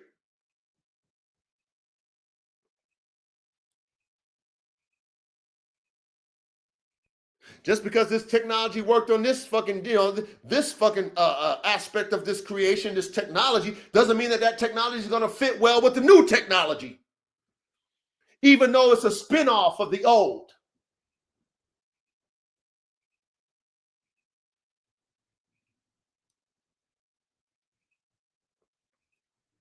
Me looking at my dogs, fellas,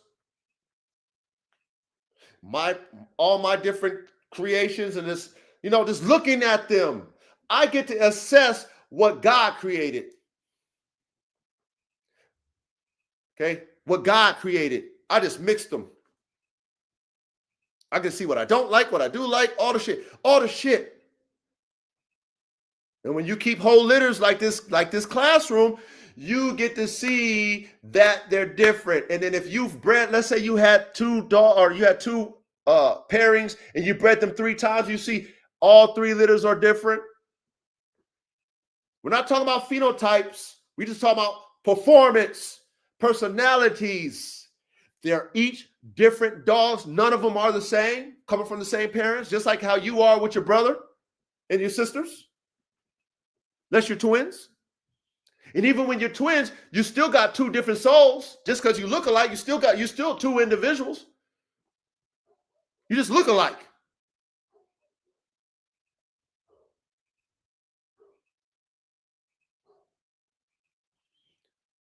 So again, I don't want us to get caught up in these theories, man. I want us to learn them as engineers, because we're supposed to study the dogmen who came before us, who actually put these theories into practice.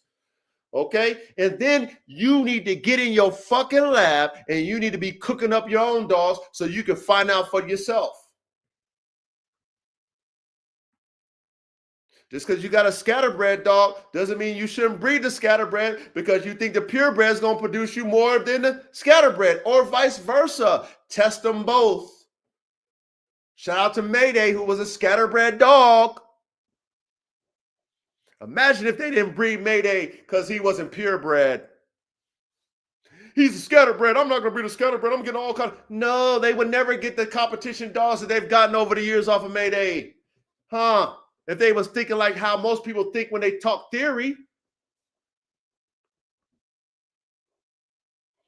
Don't ever breed a scatterbred dog because you're going to get all kinds of... What? If we're breeding performance dogs, who cares what I get phenotypically? As long as form follows function and they breed high performance competition animals, give me that. Chris Brown. Give a fuck what that dog looks like. Give me that. That's how they do racehorses. They look at racehorses to make sure their hindquarters, you got your walk around, your visuals. Okay, that hindquarters look like this. Okay, so that means that that horse is gonna be able to push. They're gonna have to grind. Like you're just assessing now. You're just looking at the animal before you test it.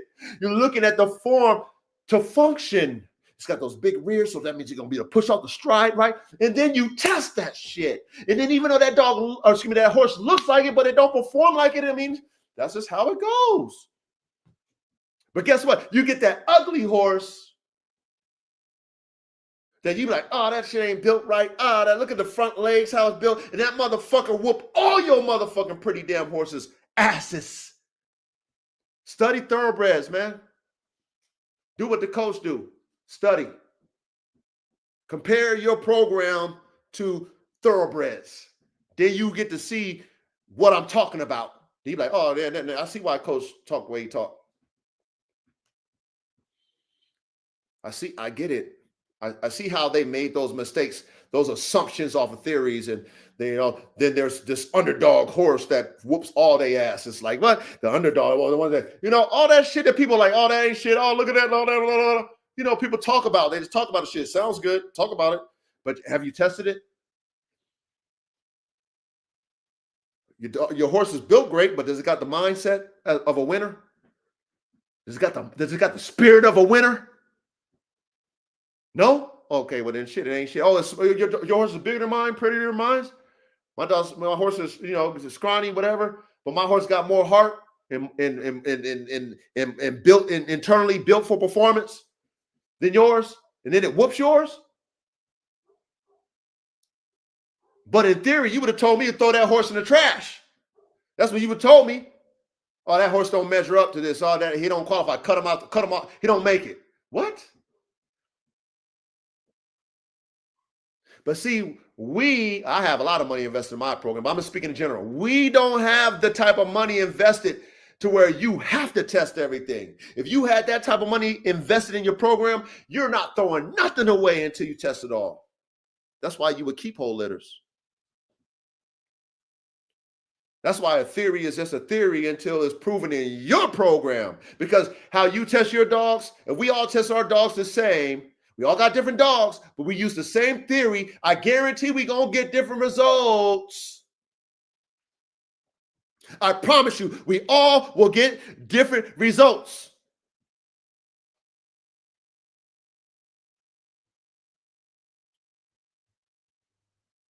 See that guy that was in our class couldn't understand this conversation. This shit's over his head. You know what I'm saying? He don't get this type of shit. He's not supposed to be in this motherfucking class, right? He thinks somebody on drugs when they telling you some real ass shit. See, he don't get this shit. This is like a foreign language to his dumb ass. That's why he gets the fuck out this goddamn classroom. I don't want no dummies in here. I want dog men who fucking get it. And if you don't believe me, go study it. Go study thoroughbred horse racing. Go study thoroughbred horses. Do your fucking research your own goddamn self. Take it serious like I do. Go study thoroughbred horse racing trainers, like the trainers. Let them tell you about horses.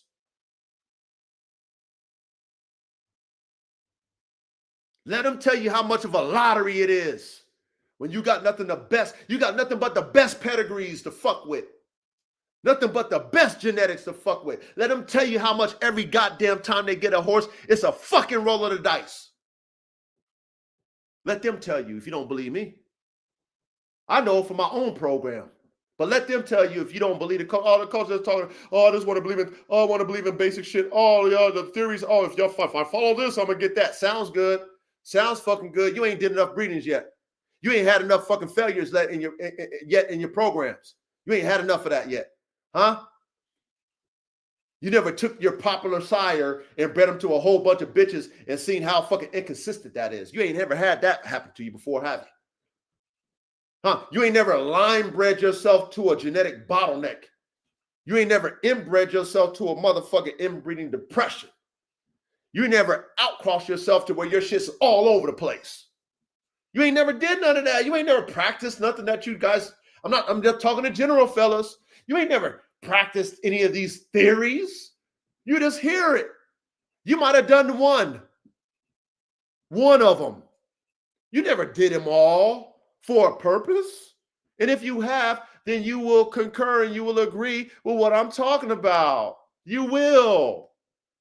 You will. I promise you, you will. If you assess all your dogs and you take all the notes, you will. Keep some litters. Try that first. But I digress, man. I'm going to digress off of that, man. Anything you guys want to add? I digress. I can see the comments now. You see anything that you want to put on the screen? There's a lot of them. Hey, what's that, Stan? What's that, Stan? Tape's got some good joint though. Bulls, big salute to you, Stan. Your shorty Bulls. Welcome, brother.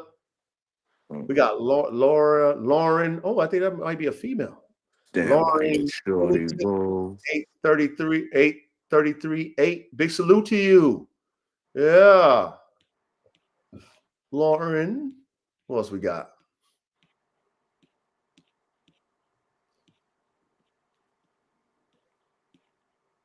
Bulldog. Big salute to you, Bulldog. Welcome back, brother. Salute now. We got only the council in the building, my brother. Only the council in the building. Hey, you're right. You're right. 416 is always 50-50. But again, what's in that 50 and what's in that other 50? What genetic characteristics is in that 50 and what genetic characteristics in that other 50? It's just not as simple as 50-50. Okay? This is where we get it wrong. What is in that 50% and what's in that other 50%? Do you know? And then how is it going to shuffle? We don't know. We only know until God produces it in front of us and then we test it. Period. Period. Period. Okay? Think of it like that. Okay? Okay, I know what that, like, try to know as much as you can about that parent that's 50% of that hybrid. And try to know as much as you can about what's that other 50%. But what I'm saying is what it can produce, because we're breeding them now, not just what it does and how it performs and all that good shit that we use it for, what it can produce. Because that's why we breed them, right? We're not breeding them so they can perform. We're breeding them so they can produce. Not the same, but better. That's the art, fellas. Not the same, but better. It's hard. Like K-Man said, this is hard. The phenotype and genotype, but built for performance, not looks. Form and function. Form and function. The genotype. All the tangibles mentally, all the tangibles in his organs to perform, his joints or her joints, the angulation, the nares, the strength of the jaws, like we said, the pain tolerance, the willpower. Oh, there's a lot of shit you got to think about when you're cooking these dogs up. A lot. We got, what's that? NYLS? Niles. Oh, Niles. Big salute, Niles. What do you say? You say, are you saying you never had a homozygous dog? No, that's not what we're saying. At all. Let's see what else we got. What up, brother? Big salute. Hey, welcome. I think that's the first time he came to the class. Big salute to you, Niles. Welcome. So, okay, fellas. ladies, man, we beat this one up. Go back, put your headphones on. If you guys want to read it for yourself, go back, watch the live. You can read everything that we have in the outline. I just want you guys to really think outside the box to create the circle. Because like I said, this spring, this summer, when I show you my shit, this is what I love to do. When I show you what I do and I show you my dogs, it's not because I'm thinking in a box. It's not because I'm thinking just theory alone. I'm practicing what I learn. I'm studying those who I want to be like, and I'm putting my own ideas into reality, into cook-ups, and letting God show me what I cooked up. I'm letting God, I'm not guessing shit. I'm doing an educated guess in my notes. I'm letting God make me what he's gonna give me, and then I'm observing what God gave me. Period. But when I'm able to see what God gave me, because I wasn't in a box just thinking about theories, then I'm grateful that I think the way I think as an engineer, because I would never get them type of dogs if I was just thinking in theory alone. Period. I would never have fucking bred AK to so many different bitches if I was believing that, you know what, you'll never get who AK is because he's scatterbred. You want to take outcrosses, it's got to be a pure to pure, mix those together. Don't take a scatterbred and do it, because you're never going to get that consistency. Well, AK showed me that that's not true.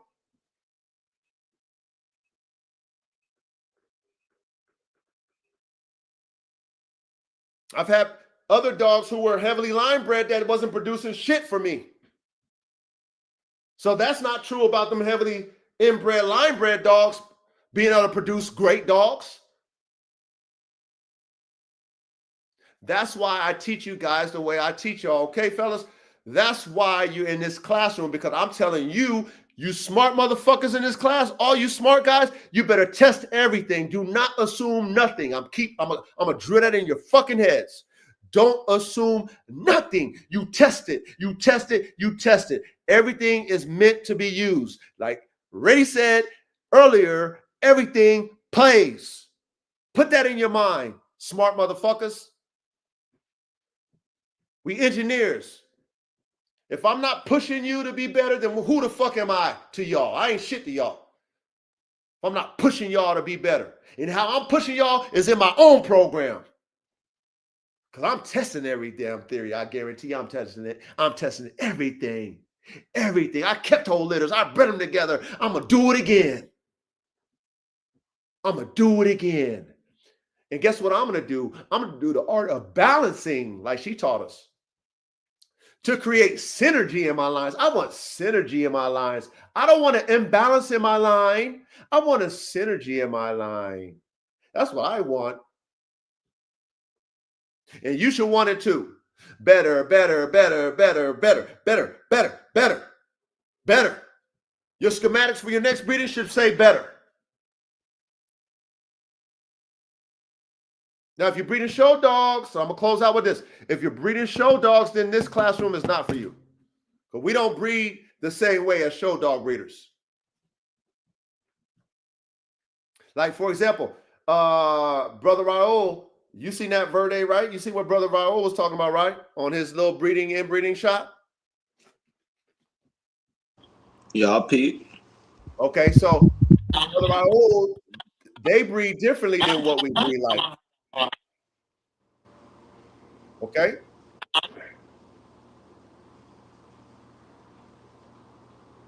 So their philosophy is going to be totally different than ours.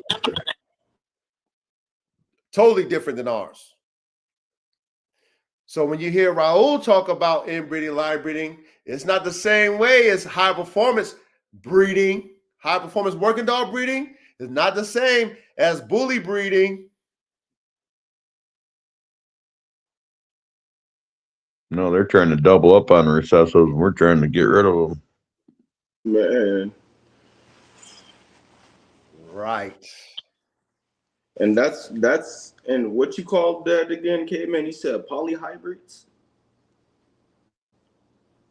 A polyhybrid, yeah, that's when you have many crosses. Within the same breed. You know, you got a pure, then you got a hybrid, then you got composite. Anything 3 or more mixes is a poly.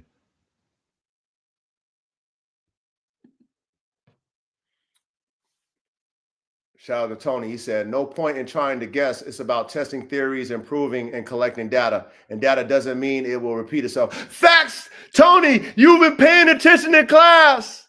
Not like that fucking idiot that was in here. Salute to Tony. He was paying attention in class. Not like that idiot that was in here who didn't get it.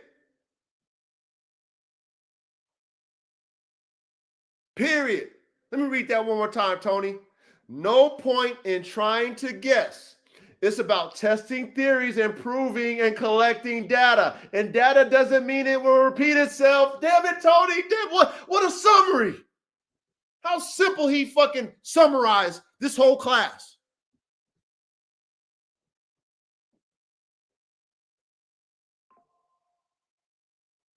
Testing theories, collecting data. And no matter how much data you have and how many times you bred it the same fucking way, it does not mean it will reproduce itself the same as it did the last time.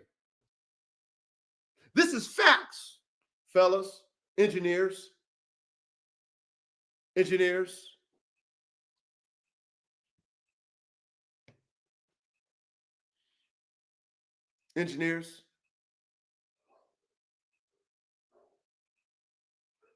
Okay, let me see. My topic says something before we close out. He says, my vision is to put my whippet over my female English Bull Terrier. Ooh, okay. Then my English Staffordshire Terrier under a female pup later. Ooh, see, this is what I love about you guys. You guys have so many cool ass fucking ideas, like the pioneer dogmen and dog women who created breeds of the past, like Mr. Doberman and all them other breed creators. This is why I love our classroom, because I want to encourage you guys to really think about what you want to do. I want to encourage you to use your imagination, use your creativity, use your artistry, and study different breeds, study how they were made. You know, it's like study it all the theories, study it, and then do like doctors do and put it in practice. And then guess what we do? Because we're gambling every time. We're gonna do what? We're gonna roll what? Ready? Roll What are the we gonna dice. roll? Yeah, we're gonna roll the dice every fucking time. And we're not gonna roll the dice once because we keep whole litters. We're gonna roll the dice as many times as we can because we got the whole litter to roll on, not 1 or 2 pups. Always got a new, fresher deck of cards. Yeah, I got a new genetic combination I can bring together and shuffle the cards up and roll them. If that don't work, I go take it to another one and shuffle the cards up and roll them again. If that don't work, I'll take another combination, shuffle them up and roll them again. Damn it. Damn, I got options over here in the lab. I can cook now. I digress, man. You know what I mean? Anything y'all want to add before I close out, man? We done beat this one up. Please, I hope you guys pay attention in class. Please, guys. That's why we here. That's why we got all these smart individuals here, man. I love all you guys' feedback. None of you guys are wrong. We're here to have a collective brain, but at the end of the day, we should be like real shit. We should be encouraging each other to try it. When you guys have a comment, say, I heard this or I did that. However, try it if you can get something different. Let's share data. That's why I love that K-Man's on here because K-Man, he does a lot of different breedings. K-Man has done a lot of different breedings, so he's seen a lot of different stuff. And he's a cultivator, and he's a fucking pioneer of some fucking cannabis too. Shout out to K-Man too. K-Man, go ahead and give yourself a shout out on your cannabis shit, man. Before we close, man. Yeah, appreciate that. Yeah, come check me out on my YouTube, my IG. Matter of fact, I'm getting ready to do a little something with my genetics, with the community. Do a little grow along. Okay, tell them what it is so they know how to follow you and stuff like that. Caveman 1974 on YouTube. Caveman Seeds on Instagram.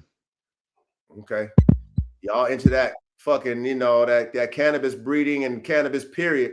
K-Man know all that shit. Sees all the shit. K-Man, not only does he know dogs, he know a lot of things. So shout out to K-Man. He's a real geneticist. So if you into that cannabis, K-Man. Yep, living soil too. Oh, and he got the soil recipe too. So tap into Caveman. You know what I mean? Like I said, we're a community. We're brothers. You know what I mean? Let's Let's link up. But at the same time, please think outside the box to create the circle. We love you guys. We thank you guys for participating in the class. Please come back for next week. We'll have some great topics. But you know what? Hit this on repeat, man. You know what I mean? Keep your whole litters. We out. Peace. Word next week, y'all. Peace. Salute Coach, salute Ready, salute Caveman, salute the chat. Yes. Word. Everybody, man. Appreciate y'all, man. We out. Peace.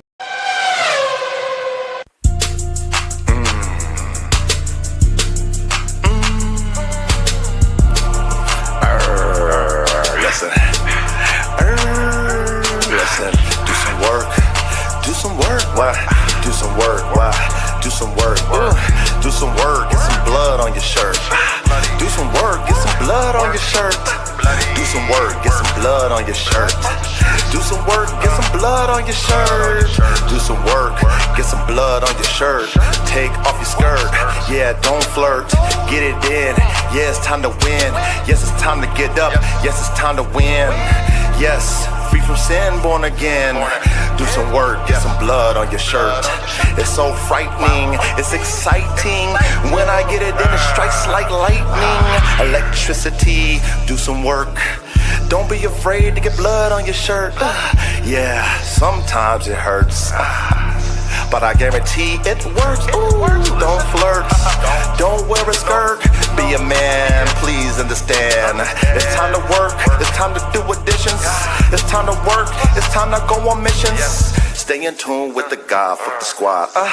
If you ain't in tune with us, yeah, I go solo. Don't you know though? So 100 Nation, that's for sure though. I do the work. I get the blood on my shirt. Oh my God, yes it squirts. But I let it release. I get the peace. Oh my God, I slay them devils. Rest in peace. Till they lay down and deceased. And do some work, get some blood on your shirt. Don't acknowledge no shit that is fake. I can't stand police niggas, they're jakes. Yes, you cannot relate. Sometimes you do the math that doesn't equate. Oh my God, heaven's sakes. Oh my God, what the hell, yeah. What's the smell? I don't smell shit. Cause you don't know how to do nothing. You don't know how to do it. Nigga, quit, forfeit, lay it down. Shh, don't make a sound. Yes, I'm profound and I get it in. Yes, we want to win. I said, do some work, get some blood on your shirt. It's a soldier's life, nigga. Blood on your shirt. Fuck all the laughing shit. Fuck all the flirts. Fuck all the play shit. Fuck all the skirts. We not feminine. We not like women. We like men. We get it, then we born again. Stop that shit, please. Stop that shit. Do some work and get some blood on your shirt. Don't make me shake you up. Don't make me wake you up. Don't make me slam you down. Lay you to the ground. Shake you up, take the bitch out of you. Lift you up, take the bitch out of you. I pursue to take the bitch out of you. I pursue to take the bitch out of you. Ladies, don't be afraid. Fuck these niggas, don't be they slave. Yes, they'll take you down to the grave. Listen Listen, bitches, don't be their slave. Fuck with a king, be a queen. Come through, move like a machine. Stay mean and stay clean. Look up in the sky, yes, have a dream. Martin Luther King, the God that flows through me. Yes, they call me T-E-E-S-I-R-E. Sire, oh, I'm on fire. Lightning strikes, I ain't no liar. I speak the truth. 1, 2, 3, 4, 5, 6, 7, 8, 9. Press rewind. 1, 2, 3, 4, 5, 6, 7, 8, 9. Press rewind. Yes, it strikes through the spine.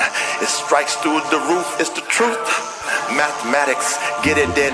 Mathematics, get it in. 1, 2, 3.